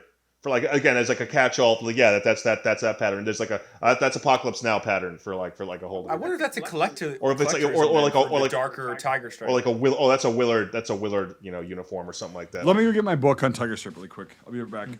I want to find the Ertl in it because I'm interested to see how early. If it's Yeah, ground yeah. down. You're gonna watch the movie again? Okay, well, good luck to you with that. I'm getting another beer. Oh, actually, I found it. As everyone goes. Yeah, it's the Mike Force scene with Peterson. I'm gonna go take a whiz. I'll be share right it. back. Take a yes. I'm gonna fill up my water and then we'll get to IMFDB. It's like, do you put money into like textbooks for collecting, or do you put money into collecting things for collecting? I wish I had so many more books like that. I know, but you know what I mean. Yeah, I put a lot of money into actual books. Yeah, so this is It's like that really good LERP series of books too. Oh, Birch, can you share my screen? I found the Ertl. yeah. the Go movie. ahead. Look, you got to actually share it first. Yeah. Gotcha. Okay. I literally paused it on a random scene. And I Oh, was John like, Wayne I'll never sparse find it. variant pattern. So services unknown. I'll just interject this quick. I feel like this movie put Tiger on the map because I can't Definitely 100% did. A lot of it in it. 100% fucking did. This movie was not this movie was not a flop either. No, it was not. It was super popular. really. Because like Barry Sadler's like that anthem, Yeah. like it was re-recorded for this, and like so they I'm trying to look up Well, Jason, didn't you tell me that like troops were making fun of this movie in Vietnam? Well, Like- I've never, unfortunately, I haven't. I've always wanted to when talking to Vietnam veterans. Unfortunately, a thing like, "Hey, have you seen the Green Berets and what did you think of it?" is pretty low on the hierarchy of things I want to wring out of these guys. If you can get them to start spilling their guts. But I'll tell you one thing that is turbo factual. And that is that Gustav Hasford, the author of The Short Timers and The Phantom Blooper, The Short Timers was eventually adapted into Full Metal Jacket. He would often reference this movie as, for all intents and purposes, and again, you got to point out that Short Timers, while technically a work of fiction, is also in many ways, certain ways a memoir. And he would reference it basically as him and his compatriots, Joker and his friends, enjoying it like a slapstick comedy. like just dying laughing, like you got to be fucking kidding me. I can't believe, like, you know, just it might as well have been like a mad world to them, like, and seeking it out and watching it on purpose for the laughs, like falling out of their seats laughing, like the sun sets in the wrong place, they can't get, you know, holding the little boy's hand. You're what this is all about. You're what this is all about. All this, again, Fu Manchu booby traps. You know, Peterson appears to die upside down in the position of the cross. Did I just, you know, is that like, man, watching him, Peter-san. What, you know, like I gotta level with you. I might be a messed up person, but his death really got my motor revving, if you know what I mean. I mean, seeing a man dragged like 400 feet into a equally as large fucking punchy stick wall. I rewound it like 3 times to watch him go again. Then I like freeze framed on his face. I was like, you know those, you know, it's like one of those people who just watch like the slasher movies and all the giallos again and again and again. Like this is the most fun they've ever had in their entire life. You know, like as I was like, what, like, you know, it's like yeah. Or what about the earlier sequence where the guy gets into the knife fight and like impales one on a tree? Like, so, and he's like 5 dudes that running with knives. Stuck. Like, what the fuck? He's stuck up there. And then Aldo Ray comes and slaps his ass, and the whole thing, you know, falls off the fucking spike. That was Mike Henry, who was a football player turned actor, and he ended up being in a ton of things in the '70s. He was in The Longest Day. He looks familiar. Jackie Gleason's stupid son in Smokey and the Bandit. Yeah. Huh. Whoa. Yeah. Wow. Huh. It's funny seeing. That's funny when that happens, right? Yeah. So I was watching. I was like, "Hey, that's Mike Henry, the fucking idiot from Smokey and the Bandit." Hold my hat. Yeah, my hat blew off, Daddy. I hope your goddamn head was in it. So good. I want a crossover between the cops in Smokey and the Bandit and the cop, the highway patrol guy in Live and Let Die. You talking about the Buford T. Justice? Yeah, Buford T. Justice is Jackie Gleason in Smokey and the Bandit. I got me a regular Ben-Hur over here. God, that was from what, 71 or something? That was Roger. Yeah, it was the first Roger Moore. Roger Moore. Movie. Yeah, that's when it was like really 71 goofy. or 70. Yeah. Yeah, but they came out in Thailand again later on. They came out swinging with that one, baby. Fucking. They go to Harlem, and this is like the fucking the guy who plays the sheriff in that. Superflies. The guy who plays the sheriff in that is also the sheriff in Silver Streak with Gene Wilder. He's the same guy. Character. Yeah, the same exact character. Don't look it up. Same character. Just. Yeah, he's sitting at his TV in the police station watching TV, watching cops and robbers and getting off to it. If you've ever seen Silver Streak, it's a great movie. So, Birch, what's the jury? So from what I read, it was an experimental kind of thing locally. And locally as in domestic or locally as in locally as in overseas? South Vietnam. Oh, interesting. And so it was produced about in 1965, very shortly, and then, that was it. Like they made for the film, they made a John Wayne dense, which is darker, and they're like, there's no actual evidence of like this being used and fielded by any sort of forces. Because you do see the greener, tigers in alert photos and everything. Yeah. They call that Navy. Yeah, is that what I'm thinking of? The what? I could have sworn there's one the collectors call Navy Tiger. That's like the darker one. Like a more Militaria might have called a darker thing Navy. Yeah, maybe, but he also probably has the same book in like. There's one that has a hue in it of like marine or something. Yeah. Bert, share my screen if you don't mind. Oh yeah, there it is. Moore's tigers are supposed to be not that hot anyhow. They're really not. So yeah, this is the Ertl, and that looks like it's very early green dominant. Can you zoom in? No, this is as close as I can get. Unless, let me try take a screenshot and then zoom in. He's got a fucking Pasget vest. No, he's got M56 on. It's too small, the vest, it's puffy. but like it's. No, it's not brown dominant. It's definitely green dominant. Yeah, it's green, but it's like it's fucking weird. Like I think it's called central or highland pattern because there was delta pattern, which was brown. Then there was green dominant, which was central, and then there was a black dominant. I think green dominance. I think green dominance what I have. I'm guessing what you guys were referring to as John Wayne Tiger Stripe, is that called that because of this movie? Oh yeah, baby. Yeah, I'm like, that has to be the reason why. 100%. Interesting. Huh. But yeah, that's cool. They have actually Ertl in it, and it's early Ertl at that. So, as it would have to be, but it's very interesting. What a great movie. No. This isn't Schindler's List. Yeah, because I can't fall asleep to this one. I don't get overcome with emotions and start making out with a girl in the theater during this one and then get caught and have to explain myself. Great Seinfeld reference. That was awesome. Yeah, Brian, you're in charge of IMFDB tonight. I think it's time to do that. What else needs to be said? Talk about guns. The movie? Oh boy. Well, before we do that, I could say this: the second part of the film, just again, it just like Mike B said earlier. Why the fuck is the second part there? What in the Exactly. Like, what in the cotton picking fuck are you showing us a kidnapping that will eventually be stolen by the movie The Dark Knight? Skyhook. Yeah. I'm gonna kidnap an Asian dude and fucking he's gonna be like, what the fuck is going on? And we're gonna skyhook his ass out of here.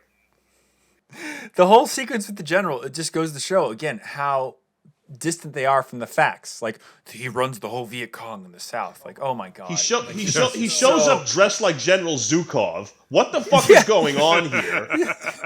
At a plantation. Like all these dudes, in a French car. All these stuntmen, all these poor Hispanic stuntmen look perfectly okay, fine. And then like we got General fucking Zhukov shows up. Fucking was it the Death of Stalin? Music kicks in. Like, what the fuck is going on here? Like, why is the 100 million year old Arvin Colonel upset that his sister-in-law, who's a fucking spies. Let me just put it quickly and bluntly. I read Tinker Tailor. What of it? Spies sometimes have to be nice to people they don't like. That includes sex. So why is this like? Oh no, I don't want to talk to her. Like John Wayne has to convince him to go give her a hug. Holy, what the fuck is going on here? Well, dude, why doesn't the movie end like the Siege of Firebase Gloria? Look, you had your big fucking fight. You retook the base. Everything's okay. We get it. Cut. Film it. Fucking print. As we said earlier, this is it's a thing of its time. You gotta have the espionage. You gotta have the going behind enemy lines shit. I think at that point it's just that they wanted to do the Dirty Dozen. It's just because of what it turns into. It's like these guys parachute in, they go to a big palatial estate where they gotta do something, and it's but there's not even any one-liners. They don't even pull the guy out of bed and have somebody goes, "Oh, I hope I didn't come between you." Like You're a gook, Harry. And on top of all that, you get this like bridge sequence where like, why do they have to blow up this bridge? It's an action movie, it's just, dude. Yeah. It's made to show like what the Green Berets do. If you carefully watch, you can see a big hunk of the bridge is actually still fine. Also, if you watch the first hour of the movie, you can see that the Green Berets were fine doing what they were doing. Yeah, at that point, though, mostly what they were doing in Vietnam. At that point, I was just checked out. I'm just like, good lord, this movie's still going. The first hour is like, yeah, that's. I have actually talked to legitimate Green Berets who were in Vietnam at different times. A lot of them early, whatever, and they said, yeah, all we did was like we set up bases, we set up little camps around the area. We would pay, Brian, I see you. We would pay these guys to work for us, and as long as they got payment, we were secured. And they were like, that's literally what we did. We trained them and paid them. I'm like, cool. So, Brian? They're lying to you because the actual missions where they jumped into jungles with parachutes are all, under Black Ops. Buried their you haven't M1 seen helmets, them yet. yeah. Because Cedar Falls went so well that they made sure to do it all the time again. Fucking Brian. Dog still hasn't been fully classified. Like, you read stories where, like, the triple canopy jungle was so insane that they used to put, like, metal plates on top and land guys on top of the vegetation, and they'd rappel into the jungle. Like, Canopy could be so dark they'd be using fucking flashlights in the daytime. Yeah. Oh, Yeah. absolutely. Yeah. I'm not And- talking about tunnel rat. I'm not talking about tunnel rat shenanigans. I'm talking to see No, what the just fuck like is walking around. Yeah. Yep. Because it's literally like literally having a fucking It's above you. It's black, and so Brian, it's funny because like the couple of the guys that I talked to who were actually SF in Vietnam, I was like, "Do you guys have the mustard stains on your jump wings?" They're like, "Nope, nope." Yep. And I'm like, Yeah. "Huh?" They're like, "Yeah, we just did helicopters all the time." It was only the 173rds jump into Cedar Yep. Falls, I think in 67, that went so bad because first off, it didn't yeah. do what they were trying to do because the pincers didn't meet. Second off, so many guys broke their legs from like hitting trees.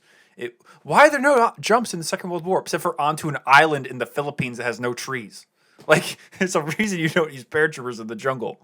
It goes really bad. Yeah, it's not and good. even with the crazy Tonsai raids and shit later on, everything's helicopter incursion because you can land troops far enough away where you can get away. You don't need this sky crane that we stole. 1 second, Jason, from fucking what is it? You Only Live Twice. You know, like I wonder if that came out before this or after that, but it's the same fucking sequence with the sky crane. No, it could this could be apocryphal or it could be kind of like one person's kind of literally just telling a story, so to speak, as we can all do because human beings are unreliable narrators. But I heard with the 173rd, I heard that 173rd there was an issue with the drop where like suddenly there was all this inside baseball backroom bullshit going on where officers and other people who had absolutely no business whatsoever being part of this combat drop were actually pushing combat troops off the drop to get their slot so they could get whatever. Don't take it the wrong way, but Napoleon said it's amazing. I can convince men to kill themselves just for a piece of tin and a ribbon. So to get whatever the hell they had coming to them, and that. So when you say like guys breaking their legs, guys getting hurt, like guys who don't know what the fuck they're doing, or who are just way out of coming out of left field when they were trained, force fucking their way onto this op. I don't know that to be the case. I'm just throwing it out there. In my own independent research, I've heard that as well, and I think my information for that comes from Blood on the Risers when he was in the 173rd. Oh well, time. I'm blowing, that's my source too. So we're actually, Yeah, so we have the same one. But oh shit, I'm losing my thought. But what do you call it? Same thing happened in 01 or 02. No, it's got to be later. But when they did that jump into northern Iraq at the airfield in Kurdistan, the same thing happened because it was basically to an unopposed airfield to build the Kurdish stuff. So a lot of guys that were like, "This is my chance to get the mustard stain." So, it happens. It always happens. So, way it goes. But no, the whole second part of the movie is like Stupid. Why? I love it's not the second part. It's the last half hour. Yeah, it's the last hour and a half. So yeah. But the part that I loved is just once they capture that general too, and they do the skyhook thing. He's just like a stuffed animal. He's just like. Well, not only that. Yeah, but what are you gonna do, Mike? Well, no, but the point, he's just like kind of sitting there, just like waiting for things to happen. They're like hooking. Yeah, what are you gonna do? Hooking, and then just like, and then he just sits there and just goes. I was like, I'd be screaming my fucking head off, dude, if I knew that was about to happen. This is good. There's a lot of fucking guns to talk about in this fucking movie. yeah. Well, basically all the guns behind Birch. That's a lot of guns. So let's see here. Captured display of weapons. This was cool. Yeah, to it was see not the bad film. at all. Yeah. Like I was like, oh, cool. And I think that's an actual VC made Thompson because it's so out of proportions Modified and everything. Thompson. Yeah. Yep. Yeah, I have with the cuts as well. I have a question. Does anybody know why during this scene that like group of Green Berets rattled up a bunch of info off Eine Deutsche and then switched over to English to an audience of Yeah, presumably. because they had a multinational audience. Yeah. It's a NATO audience Yeah. at Okay. that point. Okay. So yeah. That's Yep. okay. Yeah, trying to like show, we can respond to anywhere in the world. Yeah. I get that. I think it's a Mac 50 there. I can't or MA tell, yeah. or 35S. A map, yeah. Yeah. So Yep. God, that Thompson. I don't know. that I Tom- couldn't that- tell. That forearm was all That fucked Thompson up. looks crazy. Yeah. Oh wow, it's look at the Yeah, exactly. that's a real Bushmade gun. very field modified Thompson. And look, that's one piece of steel for the rear sight. It's not a second piece. No. So these are probably real Vietnam bringbacks, to be honest. Yep. But the box of ammunition isn't. No, it's not. No, it's not. It's comic caliber. That Papa shot with all the fucking bluing starting to come off looks pretty fucking boss.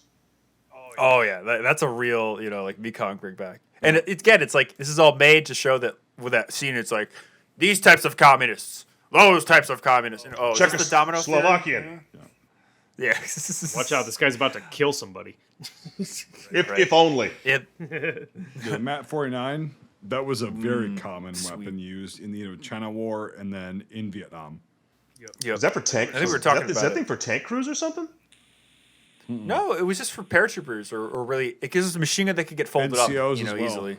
It's a submachine gun. It's like basically like the M3 for the French forces. You could probably actually, if you get your left hand over that fucking mag well, you could probably maybe even hip fire that thing pretty good.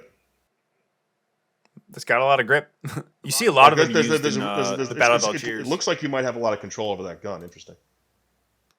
They are really awesome. You see a lot of them in early photos. And 28 Thompson, but this one's definitely a jungle-made one. And it's cool to see as well with the SKS. It's the early one, probably Russian, or it probably could be Chinese, but it's got a blade It's instead Chinese. of a spike bayonet. It's Chinese. So Guaranteed. The Soviets, very cool. They kept most of theirs. The Chinese sent a bunch of Type 56s down there, which is what that is. Yeah, and fucking the 1895 Lebel as well, the pistol. But that SKS is seen, fighting for sure. It's got Christ, that the SKS black is stock and everything. Well, yeah. It's that thing was so prevalent during And the he Vietnam War. he just drops that from like chin height onto the table. Yeah, right. He doesn't give a fuck. Well, I know you can't break that gun. I understand this, but still, There's a better shot of the box. will not break. Will not break. PPC. Ka-chink! It broke. And then, wow, the PPSH has a rope fucking sling. That's awesome. Fucking, I like the gun. Oh, in the background, I didn't see this shit. Wow, scuba tanks and stuff. Yeah, they're showing that's all. That's like They're showing their gear. Yeah. Yep. Huh. See all this communist stuff? Look at this new shit. Yeah, and then Thompson M1A1. Oh, 92 Lebel too. Nice. Oh, Colt Woodsman or the Hush Puppy. Interesting. If only silencers made that noise. Right. Right. Instant death. Shotguns. Oh god, this is when they capture Peters, or not capture, but catch him. Apparently, that guy's a real commander of the Green Berets. He's making a cameo. I think I read that. Yeah. Interesting. The first patterns were nice to see, but I think they're all made for the movie. But there should have been a mix of a lot of second patterns. There should have been a mix because 65? No, 64. The second patterns came out and they were mass produced. Because the first patterns were 61 to 63, not really mass produced. And then we started escalating things. The second pattern was like 63 to 66, and that's when the third pattern came out. You're absolutely right. You're absolutely right. But I assume they got all those uniforms for fucking free. Yeah, for sure. But like, it would have been cool to like see a mix of second patterns, like I'm wearing right now, in with the first. So yeah, even in 65 there would have been a mix of first and seconds, and then the thirds, 66 onward. Something Are the berets all Mm-hmm. correct, or is there some sort of a no? You got to spit on it here and fold it there and make sure it hangs off your head that way thing that they're not doing. So berets are, especially with elite forces like this and the Rangers nowadays, which used to have black berets, which now the whole army has. But like the Green Berets, they're wearing them very sloppily in this film. Especially Wayne. Yep, the Green Berets, you literally take a razor, okay, that you shave with, and you shave everything off to be completely smooth. You wet it down, you wear it, you shape it correctly, because there's pride in that beret. Because that beret is something that most people cannot wear in the military. So you're saying those techniques that you use with the razor. So do these all just look like they're fresh off the assembly line? Yeah. Yes, Yeah, okay. and they look like they just... Plop them on their heads. But you also do see actual Green Berets during the Vietnam period and like later, and even now, Well, not as much now, but like you still see them. They'll wear them like he's wearing it right now. Like it's whatever, but it's not the norm. Now there are no Arvin Vietnamese characters wearing berets in this movie at all. Because are there? Because I remember specifically that There are. Are there because the Vietnamese Not Green Berets. Right, but what I'm trying to get at is I remember that Vietnam period, all those soldiers had a completely different method of shaping their berets, which I remember being told it was meant to almost resemble a rooster's comb, and that they would just do it in a completely different way, and sometimes you'd see troops who were attached to them like fixing their berets in the Vietnamese style. Interesting. Probably is from some lineage of the French, because the French had so many different ways of doing their berets, and a lot of the Arvin, had influence from that. But I presume it is interesting. Well, really quick, just like kind of whatever. I'm able to hear you, but like not that well. But like, I'll show you my beret. Like, I bought this fucker, and it's not shaped well. But I'll show you how we shape it. Okay, left eye. Yeah. Mm-hmm. Yeah. So we got shitty. So we got center screen, shitty beret. Top left, good beret. Mm-hmm. Yep. Well, when John Wayne was in the Green Berets and Special Forces, I guess this is how he was taught to wear them. But, Well, I was taught by a Green Beret how to shape a beret. I know, this is a joke, but Yeah, no, but like that's what he said, and like I don't know when that happened, so it might not have happened because the guy that was a Green Beret that was my squad leader and platoon sergeant when I was taught rather, he was in the 80s, and so in the 60s, who knows? Because the beret was a pretty new thing, and it's really funny. It's really funny you mentioned having a Green Beret as a platoon sergeant because like there's this thing where like no, they all go off over here and they live their lives in the shadows like a bunch of ninjas. No, there's actually no telling where you're going to run into one of these guys. They can be put wherever they need somebody at the moment. Yeah, and it was cool because like when we were in when it was in my unit, we actually wore we didn't wear berets outside of basic for infantry. We didn't ever wear berets. He was a Green Beret, and the guys that were former airborne would come to our unit, and they would wear their maroon berets. Yep. Information. The guy that was a Green Beret wore a PC with the rest of us, and then there was a couple times where he wore his Green Beret because he was authorized to do that. But he's like, I'm not in the unit, but like this is a ceremonial thing, so yeah, I want to see, like whatever. And but he wore it fucking, and he told us how to shape it. Like shave the fuck out of it, wet it down, and then put it in your fucking A bag because you're never gonna wear it. That's what he said. You do raise something interesting though that I want to look into. But when did berets become a thing? Like, is it really just the Special Forces early 60s thing? Because I can't think of berets at all being in any, right, as far as I know, U.S. military thing. U.S. military, yep. The late 50s. In association with Special Forces units. I which happons to be the time you get guys that were in Indochina doing crazy I was just going to say, my personal opinion, so from what I've researched and what I've gathered, it's very it's not like a fact. But what I've researched is a lot of the American advisors that went to Vietnam or Indochina at that time ran into these French guys who wore berets. And they were like, we're the elite guys, we're the parametric guys, the FFL guys, or the French Foreign Legion guys. And like, okay, we're these guys, and they're wearing berets. I don't know how exactly the fuck that came up.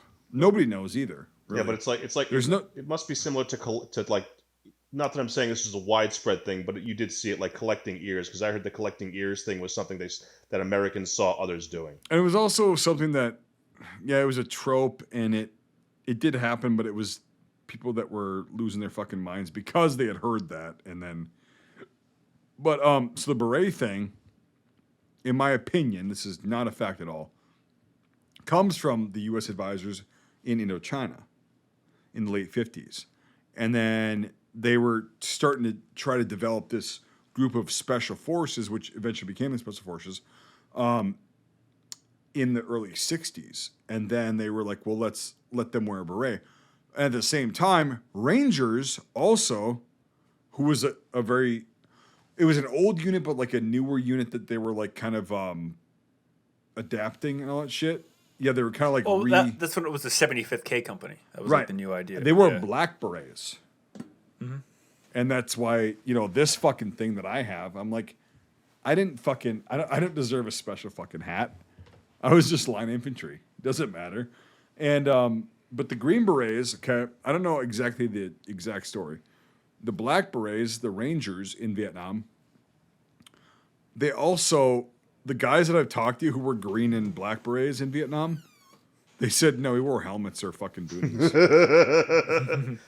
like our berets are like a fucking, it's like a fucking, a garrison thing.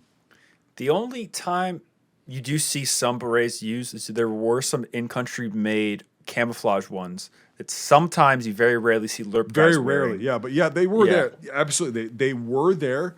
But again, that's the exception. It's not the norm of like even with the unconventional troops. Yeah. Let's keep this going. Oh yeah. Okay, Michael.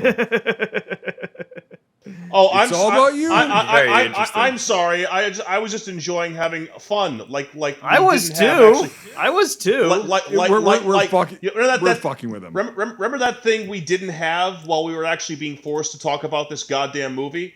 That's what I'm here to do, is to talk about the movie. Remember, I'm going to call that part of this episode "The Land Without Smiles." That's pretty much Also life known as a in choice. general. It's the name of my memoir. Yeah. It's the name of a forthcoming Also known as Detroit. Michael Ackerman. It's the name of a forthcoming Care Bears movie. Oh, Well, Escape from Detroit. Oh, how'd you find out about that? Like fucking Michael's writing that. God damn it! What the fuck? It's leaked. Yeah, well, I can't wait for Michael's new movie, Captain Kangaroo 2. They had the later M16s without the chrome. Here's the thing: Balls. they had the fucking 3-prong flash hider on the front, so this is unrealistic as fuck because they would have had the fucking Birdcage. nickel-plated bolt carrier assemblies. They would have definitely had those. The flash hiders are correct. Can you? I can't go any Zoom closer. in, yeah. Can you? Open image. Yeah, This there you is go. all there the you go, there you go. Oh no. Okay, so here's the thing. On this picture right here, that fucking receiver is correct for an E1, and that's what they would have had. If you notice, too, all their front sling swivels are taped up with gaffer tape. Why? Oh, and- yeah, nobody has a sling. That's a. I was going to talk Yeah. about that. Like, yeah, but like that's what the fuck. Well, it's kind of like the British idea where, like, if you have a rifle, you're carrying it. You know, that's why they didn't give that's not slings how for the a time. fucking Americans did it in Vietnam. And Well, I so know, it's fucking stupid. But like, as far as the receiver here, he's got the half fucking fence. That's actually really fucking cool to see that. He's got Before- what? Go ahead. So before I forget, too, so this is interesting to see, these green shoulder tabs. Do you guys know what these mean? No idea. I do. Do not. What does it mean? They're leadership tabs. Combat leader. Yep. It's something that came out right at the end of World War II, and you see it, I think, in Fury, actually. They used to sew green bars onto their tankers or whatever, and it means that you were a combat experienced leader, and it was a thing they did for like 20 or 30 years. No, they And that was still very they still interesting to fucking see. do it because Oh, really? when I was in my unit right before we deployed, the guys who had been in combat and everything had those green and there were NCOs. They had to be an NCO at least. Had these green tabs on their epaulets, on their Class A's. So yeah, it's still a thing. Huh. Interesting. Yep.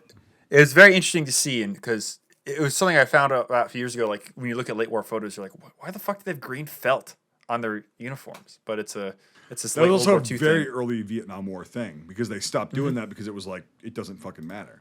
Wayne looking Yep. like he's gonna And- bust that belt off his. What? The previous image, Wayne's gut looks like it's under tension under that. Oh, he's fucking overweight. Yeah, as look at shit that. in this one. Yeah. Yeah. Well, it's funny because like a lot of guys would keep their belts undone because your gear stays on. Well, you he can get did on the that ground later. easier. We can talk about that. I'm sure it's going to come up in this fucking in IMFDB. But like, Yeah. that's like me wearing a belt that I'm like, oh, I can fit into a normal size belt. Don't worry, fuck, I'm not fat. Oh. Yeah, and then it's like fucking whatever. Or, That's my job, for Sonny. For me, it's trying to like get everything together and then like looking down at my hands, trying to like make the impossible happen. Going, too many burgers. There's the Marauder right there. There's the Yep, fucking that's when he Marauder. breaks it against the tree. What in the fuck is up with that mag? It's a toy.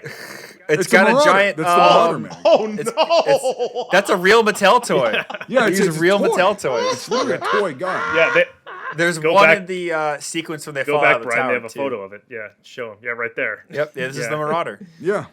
Yep. Holy shit! This is what they would take these stickers off of and send them to Vietnam, and guys would put them on the rifles as jokes. It may be called Mattel toys. Do you have And evidence you would of pull that, this Brian? back from veterans that I've talked to, not actual photos. Okay, so I'm gonna argue with you there, but like not on this podcast, but like, go ahead. Hey, if you come over real evidence, we will. But it's one of those Vietnam lore things. But what do you call it? Yeah, you pull this back and it makes sound, and you see him in a lot of 60s and 70s films. But I saw it twice here. Yeah, when he falls out of the tower, he's holding Yep. one. Yep. And- Giant Meg. Hey, Yeah, that's when George Takei is getting listen, the clacker Oh my box. listen, you know, god! Oh my god! it looks good enough on camera. That's what they thought. I mean, those were new rifles. Who the hell's gonna know at the time? Right, exactly. In '68, like nobody like oh this thing with the fucking handle on it, spacey. I'll tell you who's gonna know. People who've been watching the movie and paying attention. Even back then, though, dude, there was no rewind or anything. It would be on screen for a split second. So No, those rifles have been in your face, being held across everybody's fucking chest for literally by the time we get to this scene, almost 2 hours. filmmakers don't give a shit. Yeah, Dude. right. People don't understand or care about that kind of detail Yeah. shit. And this is even before we have fucking punchy. Yeah, look, you walls, see some of that. You know? see some of that This red is- paint on the tree there. You see some of that red This paint. is the Yeah. This is the face I make when the psychiatrist tells me I'm not actually Ryan Gosling and I'm just autistic. What, John Wayne's face right there? Yeah, right. But it's funny. It's My real face, Mattel my toy. face is the doc's face when you say that. So yeah, The M1 carbine. This is Yep. probably the most M1s I've seen in a movie in a long yeah. time. Oh my Rightfully god, so. right? Yeah, Yeah. it was cool. Because there was a And you see shit some of the SF guys using them. Yep. Yeah, the CVs. The Arvin guys. Yep. Also a better gun. Yep. Yeah. Well, No, it's no, the World War II assault rifle for sure. It's the first assault rifle, I think. Yeah. Viet Cong should be in quotes. Should legitimately. be in quotes in that Oh, description. God. What? Oh my What god. are you talking about, Mike? It's a Viet Cong lieutenant, not a Filipino. Well, some well-fed VC, let me tell you. Yeah, I was that's a about lot to of say. rat. That's a. I guess that rat meat really puts skin on the bones, eh, boys? Yeah. Right. I gotta fucking piss again. Me too. I've been Jesus. drinking fucking Gatorade. I'm really happy we got another guy on this, on this episode whose prostate is clearly in a similar, mode of mind. Like, after I shook hands with Jason, I met him. He told me, by the way, we're stopping every hour. I have a fucking small bladder, it's the size of a pea. And I'm like, okay. And then he was right. Well, I've got a So- big bladder, and I've drank a half a fucking gallon of fucking Gatorade. Gotta hydrate, baby. Come on, we got a Vietnamese honor roll to talk Oh my about. God. So let's. Jesus, Bruce. All right, we'll We're only take a halfway break through here. this bitch. Nathan. This is the third break we've taken. The M1 Garand. Yeah. I think you only see it for that one. I portion. think that it's in the background a couple times. A lot of the NBA and VC guys have them too. Yeah. Yep, Sitting there we back go. there. Yep. Interesting. Well, no, those are the Arvin Some guys. Mike, some of the Mike Force it looks like, Yep. but white slings. Yeah, it's parade bullshit. Oh yeah, It's just so. Yeah, I saw the M14 a the few times. M14. Yeah, that was interesting. With the NVA and some of the other. Yep. Yeah. They would have definitely had them. Oh yeah, capture ones and stuff. Absolutely. So it's like, That and looks all like of a a sudden you lapel. see a fucking. Huh. It's a G98. Nice. That's great. The No, M14 was still in country even in the 70s.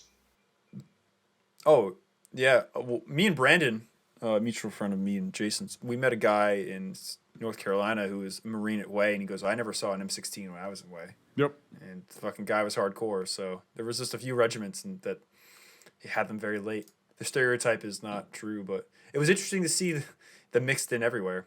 And yeah, this guy falling back. I didn't see any work. Oh, I didn't. That's interesting. All the Yeah. guys at the end. Oh, the first IT. Probably all. No, it's a combat patch. It's a combat patch. It's not the unit they're in. Those are probably Okay. all extra. Like actual army guys. Oh, the last guy was totally Army. You going to the war, Sean? I saw a guy carrying an M60 in that outfit. M1 tanker. Really? Wow. Yeah. Without even the minute. Holy shit, that's interesting. Those things were Only- such bullshit, though. Like, They're so stupid. I know. Only time I could think of a tanker being used anywhere besides someone asking if it was actually used in the war. Huh. no, the Convair 98. Go down to that. Go back. That's just very interesting. Yep. Because I did definitely I was fucking gonna see say like this in multiple guys. the opposing A Mike Force guy. the with opposing one? force seemed Yep. to have M1 carbines, M14s, and then what I looked. Oh wait, the G98. looked to What me the fuck? Mauser yeah, rifles. G98. Yeah. Yep. That's a fucking Mike Force guy with. Oh look, Yep. there's another one. Yep. That looks like a lapel to me, No, that looks like or a Berthier. Straight yeah, bolt. it's one of those two. Yep. With the muzzle, but that's a G98 straight up on that guy's back. So It's funny. Hello, old friend. Yeah, K98s definitely were in country in very big numbers. oh yeah. Yep. And then this next thing, I did see this when I paused it because I was looking at the faces of the white extras. So, and I thought this was. I a thought it was Thompson at that first. I was didn't like, "What have, the fuck is that?" Huh? Oh, I also thought it was a Tommy gun. Yeah. I was like, "What is that?" When I Huh. saw him drop that, yeah. T62 civil defense. Whatever. Huh? Interesting. I have no fucking clue about Yeah. this. Some civilian made. Wow. Yeah, that's what it is. Probably Very just they interesting. had them in their arsenal. You know, the armorer. Props. It uses. Yep. Oh, it's an AR-7. When a different Yeah, chassis. That's what it 22, is. yep. Yep. Oh, interesting. Yeah, the M60s. Yep. One, two, it's laid down. I think it's probably a third one in there. Those guys That, definitely real. that did make my Sure. that freeze frame there. That did make my penis move a little bit. Not that. Not that.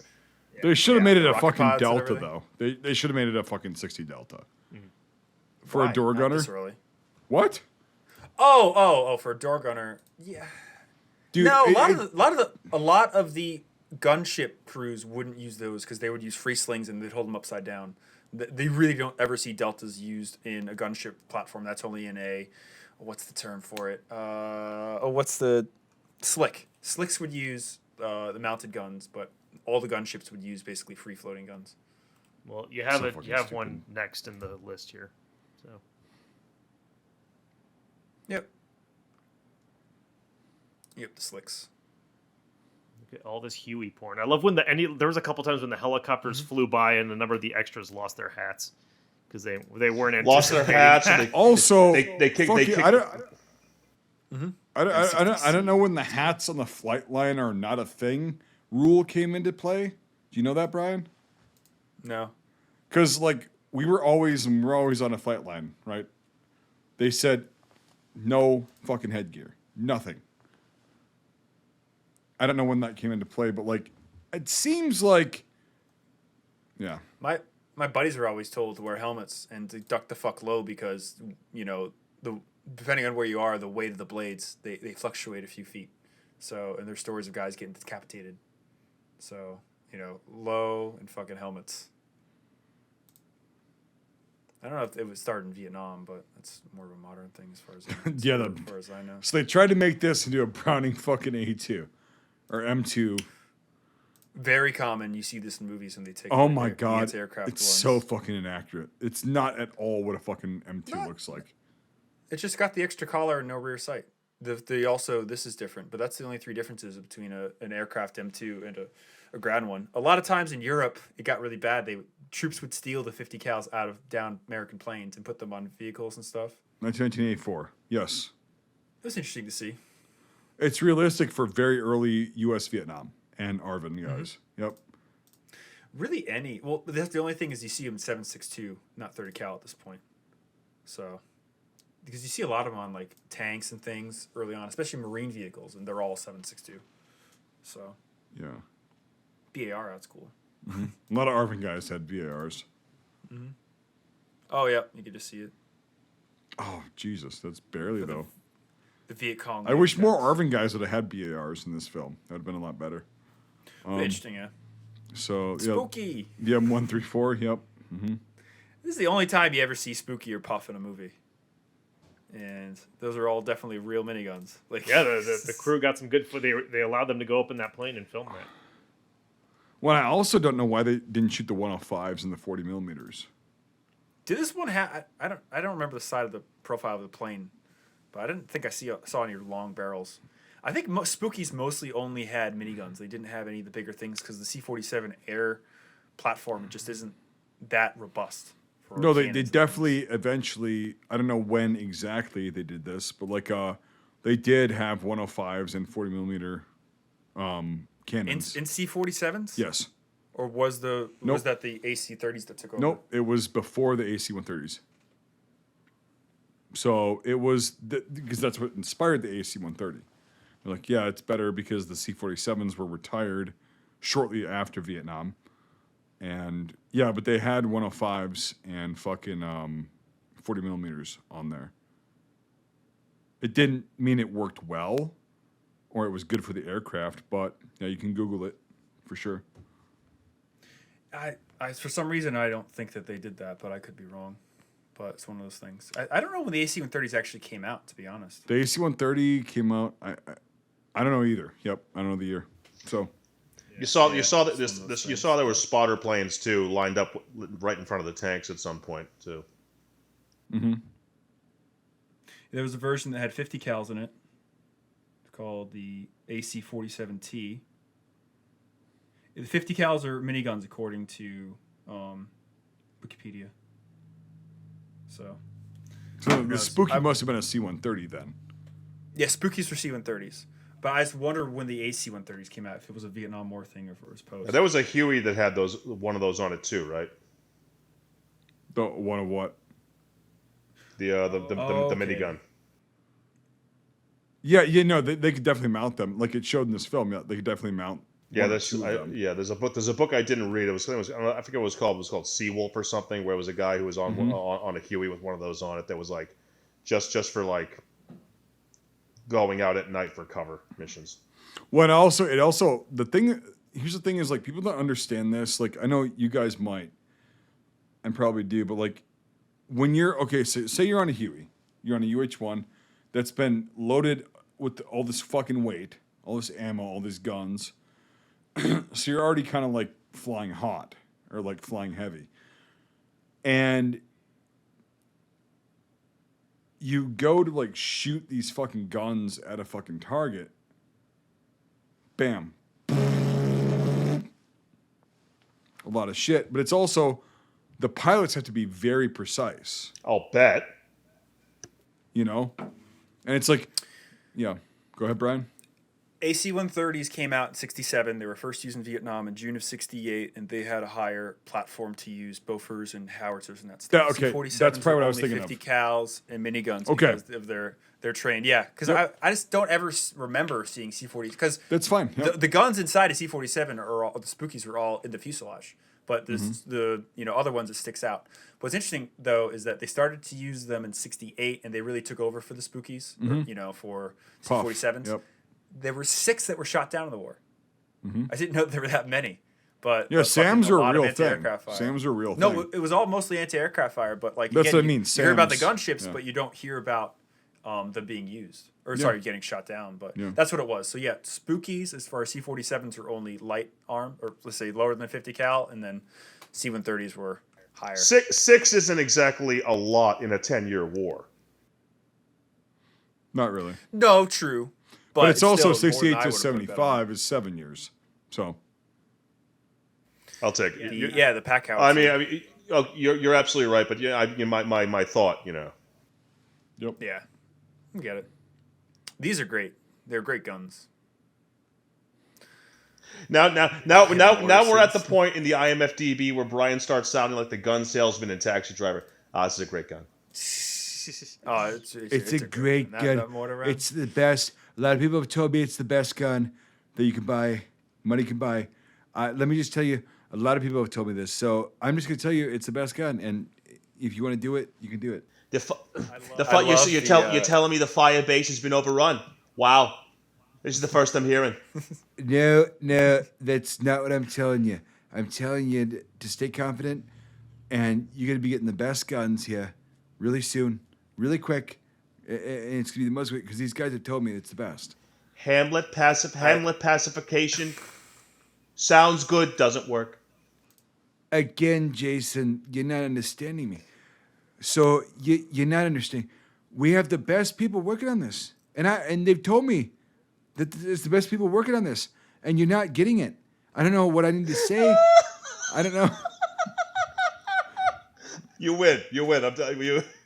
Thank God. I love the mortar pit where they have all of the what do you call it, degrees. All of the ranges. No, Yeah. that's literally like if you look at an actual, even a modern mortar pit, they're gonna have this shit if they're there for a while. They're gonna have all this shit. I did enjoy the mortar porn in the movie. That's one thing I had no problem with. Well, the actual fucking firing was complete and utter fucking bullshit. Sure. Because in 81 does not sound like A wet fart. I just shit. Yeah, a wet fart. Exactly. Or when the guy just disappeared. Yeah. that was exactly. fucking, oh my God. It's like, dude, he's gone. The boot, and the gun that looks like it's been bent in half. Yeah. dude, you have Probably a Mattel 81s. toy, too. You have 81s. They're pretty fucking powerful weapons. They don't sound like boom, like an M70. Well, actually, it sounded less than an M79, like the fucking sound effect they had. Jesus Christ, an M79 or a 203 is louder. I was than that. next to. So that was a blooper sound effect. What's closer to what they sound like? It's like Shotgun, a fucking. what? They sound like a fucking 50 Yeah, it's cal like they're gun, or loud like, as hell. It's a low hollow. Boom. So it's like I've been to a huge. So it's like a motherfucking War of 1812 cannon. Well, it's yeah. Yes. I was Yes. when I did this thing with the military, and I was next to them, and watching movies and stuff. I thought it was like those aren't that. It's gonna be like punk, but like I was and like dirt shot up everywhere once it went off. It's an actual Yeah, shot. it's like, man, that is When loud, it goes off, it goes off. Like you said, it's a cannon. It's a hollow sound. It's a very hollow, like, boom. Like fucking massive sound, and then whatever. And then when they come in, which is not a good place to be, it just whistles and it comes down, and then it's a fucking impact that's louder than the fucking. When they get mortared in this movie, when the SF camp gets mortared in this movie, there is absolutely no sound related feedback that they're about to get shelled whatsoever. Things just start exploding. There is no whistle. There is no nothing. So okay, that's actually a really good question and kind of like a statement that you made. In real life, if there were be mortars coming in, you would hear the fucking tubes going off. Yes, okay? Yes. And so depending if they were far the fuck away, like 500, 600 yards away versus 100 yards away, you would hear this. Okay. I'll just say this for the podcast and for you. Like, you hear, and if you've ever been to a fireworks show, the hollow, like, boom, that's what it sounds like from a distance, right? The hollow, but it's a little bit more loud, but like not that much louder. So you hear the boom. And then it's weird because then the way the sound works is like as it's traveling towards you, whatever. So you hear boom. And then you just fucking run because it's like, oh shit. And then it'll land at whatever point it was shot at. And if it goes off, it goes off. And if it doesn't, thank Christ. But that's how mortars work. So this movie got that very fucking wrong. That's what I'm saying. And that's a lot of movies. A lot of movies get this very fucking wrong. Is like, you will hear it if it's coming in. You will hear the boom, boom, boom, boom. By that time, you've got about 5 seconds to fucking respond, which is not that long. But it's like, oh shit, and then you hear the for mortars. Yeah, but they got so much else wrong. Why would they get that right? Well, that's right. I mean, that's a fair assessment. But like, it's everything they got right in this movie, I chalk up to it being a contemporary conflict, for all intents and purposes, to being like a right here, right now conflict.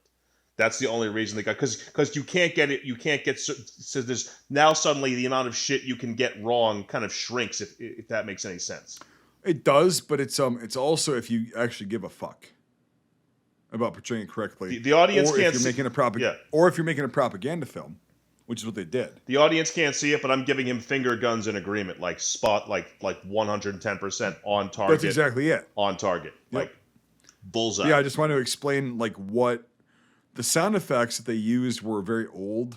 Well, not all of them, but like most of them were very old. And even in modern films, they use old sound effects. And I'm like, in our film that we made, Nate and I, spent time with actual sound effects that were captured.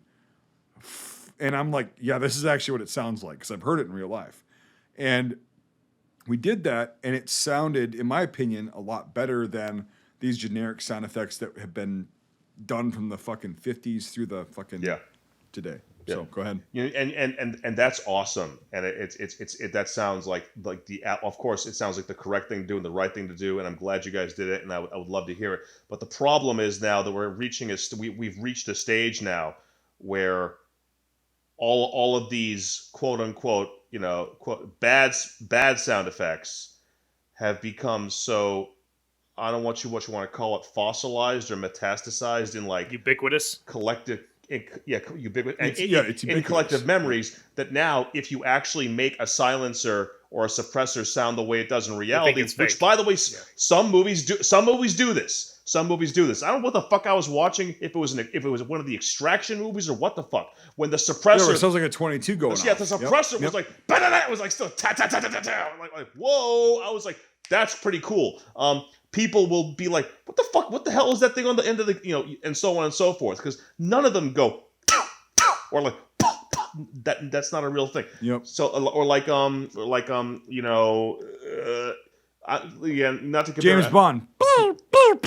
Not to compare apples and oranges, but like you watch some of these older Western movies, and no, I would actually, in an old Wild West movie where like the realism is not exactly why I'm here, for a gun to go kapow.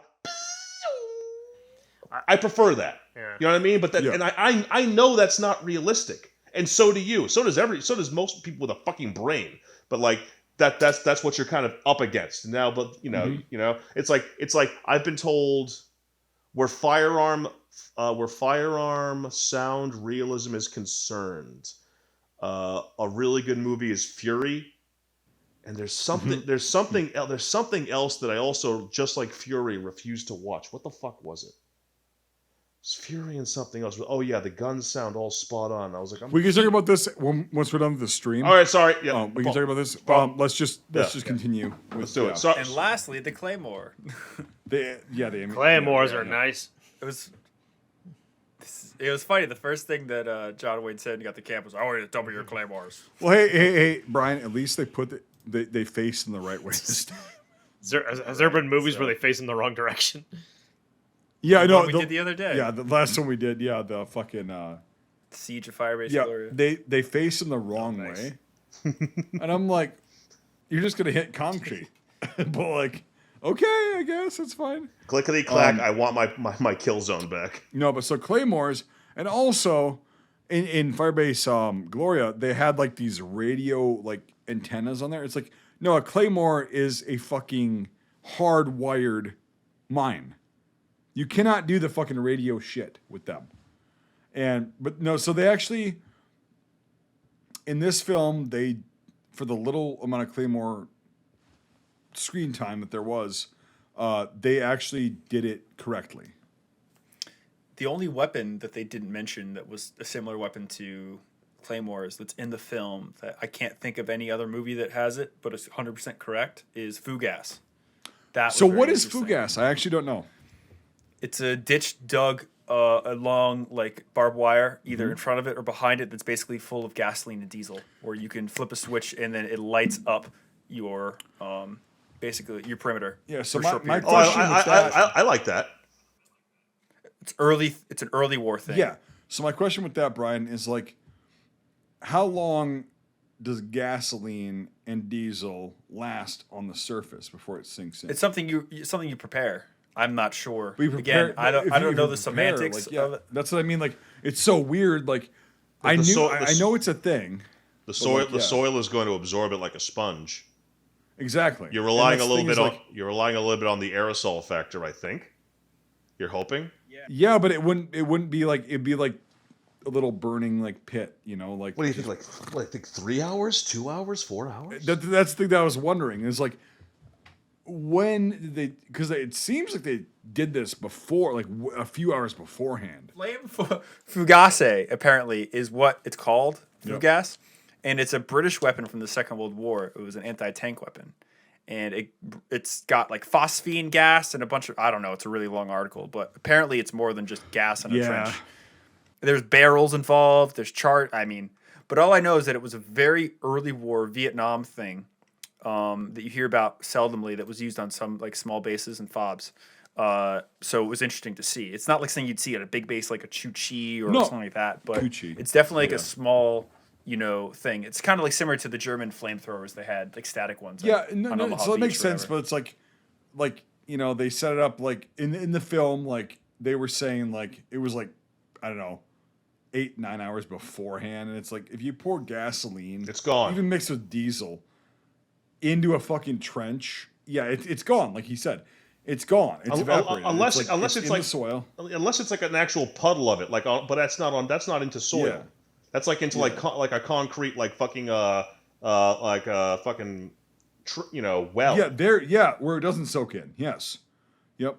But interesting. But yeah, it's a trench filled with flammable explosives that's in your defensive perimeter, and at a certain moment of time you can use it, and I think it's sectional too. It's also a super. So you don't want to like blow a whole it's a ring. Super old method. It's like a siege tactic. The movie made it look like. Speaking of siege tactics, it looked like Dragon's Fire. So yeah. Yeah. Exactly. Yeah, literally. Yep. And the best thing too is the pre-placed dummies in the barbed wire. Yeah, because it's like you see him and then the explosion. So. No, those are scarecrow corpses to scare off the rest of the goose. Yeah. No, that's literally what it was. It's like, come on. I mean, Jesus Christ. And so there was so much shit. Like, again, the first hour, like I was saying, it's like it showed kind of what the special forces actually did in Vietnam. It's not this hardcore fucking thing that a lot of people would want to think. It's like, we're staying for base here, working with the locals in the Montagnards, crossing into Vietnam. Very sketchy thing. That's why there was so much like kind of hesitance from them, I would guess. When they're going on the snatch and grab mission, and like 2 yards just kind of like peekaboo out of the brush with their. I'm like, what the fuck are these guys doing here? No, yeah, exactly. That's a weapon they didn't have, the crossbows. Like. I love a movie where a bolt, a fucking thrown bolt, either via bow or crossbow of any kind, hits a person. I don't care where, even between the eyes, and it's like, oh, I'm dead. Like, no, you're fucking not. Get the fuck up and start. Yeah. Get the fuck up and start yelling. You're not dead. Arrows don't fucking kill you like that. God damn. They're deadlier than bullets. In the fucking larynx, would you have the same opinion? It's got to be. I want it to be that super arrow from the animated version of The Hobbit. That's a nice arrow. Like that arrow will take me down clean, like Bobby Hill. Quality arrow. I think we have moved on to final thoughts. There's nothing else I think we can say about this movie. Or this cocksucker fucking Brian fucking dragged onto the podcast, found a way to work the animated Rankin Bass version of The Hobbit into the conversation. Shut it down. Hey man, listen to Taeguk GI. That was an episode. So like that was yeah. An episode. Which one? What GI? Taeguk GI. It's a Korean war film. Oh, is that the one? Is that the Suicide Squad, or is that the fucking the older brother's got to protect the younger brother from frontline service? It's that one, yeah. That one, yes. Yeah. Is it good? Watch it. It's worth a watch. So yeah, I'm gonna scare up 3 hours. Who wants to go first? Michael wants Mike A. Let's go. The irritated pony wants to go first. The irritated pony? Because I made that noise, I guess. Yeah. I'm not irritated, but I'm just I'm weary, and like I say, yes, it's stupid. I knew it was stupid going into it. It's infamous for its stupidity. But it was funny to watch a lot of it, and just to see certain things like that are supposed to be taken seriously, and all these cliches and everything. Yeah, it's just ridiculous. And then just to know the time period it was made in and everything that was going on around it and the reason why it was made. It's one of those kind of fascinating things to look at. And just because of the history surrounding it and all that. If I just went into this not knowing a goddamn thing or caring about the time period, I'd be bored out of my skull. But and the same thing with filmmaking. Like when I just watch this, like, oh my god, that's like stuff you'd see back in the West. Oh, there's the red, bright red, opaque blood from the time. That's cool. Oh, there's the little model helicopter is so cute and all that stuff. And so John Wayne is so funny, and so.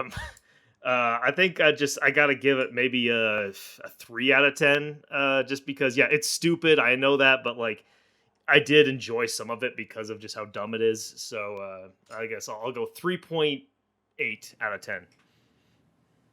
No, your first score is your score. You can't. I can't add an rescore. 8 to that. No, you Fine. can't. It's okay, 3, solid 3. You can't, Mike. You can't. Whatever your score is initially is your Okay. score. We have to have a standard here. Michael, We have to Yes. have. Michael, don't get upset. Mike, don't get upset. Mike doesn't make up the rules.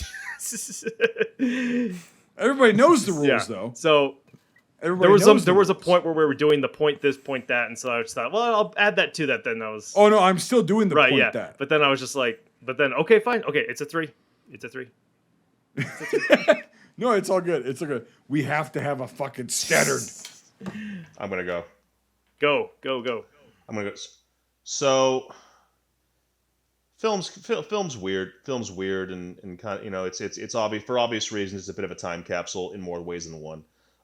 I personally, I can't help but get this really strong feeling that the film's infamy and the film's notoriety and the film's controversy all together are actually a lot more fun to get into than the film.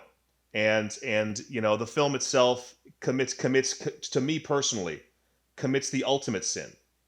It's not very good. Yeah, very controversial. But it's also actually not very bad in a lot of ways, especially when you consider its family tree, where cinema is concerned and where storytelling is concerned, with Hollywood and the way they make made war movies. Things were going to change very soon. But those war movies that its family tree is part of were wars we ostensibly won. So for me, it's when you get to the film, it's just there. It's not bad enough for me to show to someone who's completely uninitiated as oh my god, you're not going to believe what a piece of fucking garbage this is. We're going to laugh ourselves until we fucking want to die. It's not. So it's just bad. And while I know I've mentioned things that I did enjoy, or certain small things which I did not hate, or things I'm like, if only you'd done the, put this over here and put that over there, maybe we could have had a better story, if not a better movie. I'm still going to give this one a 0. Yeah. No, I get it. Who's next? Do I have to amend that at all? I mean, I'm saying, is it? No. That's your score. Do I have to? That's what you if feel want me to about it. explain more about the score, I can explain more about the score. But it's going to be we're going to be getting more into the esoterica of like, you can't knock me on my ass with a little bit of Huey porn, because I'm covered. Right. If I know where to go and where to look to know what it was over there. So like you can't just throw it up on a fucking screen and say, Jason, look, here's I'm familiar with the VTOL. So on and so forth. But I'll just go ahead and cede the floor. Damn. Who are you passing it to? Whoever wants to fucking go next. Well, that's up to you. What? That's what you do. Yeah. Y'all Oklahoma's got some funny ass fucking rules on this podcast. It seems pretty straightforward to me. Who wants next?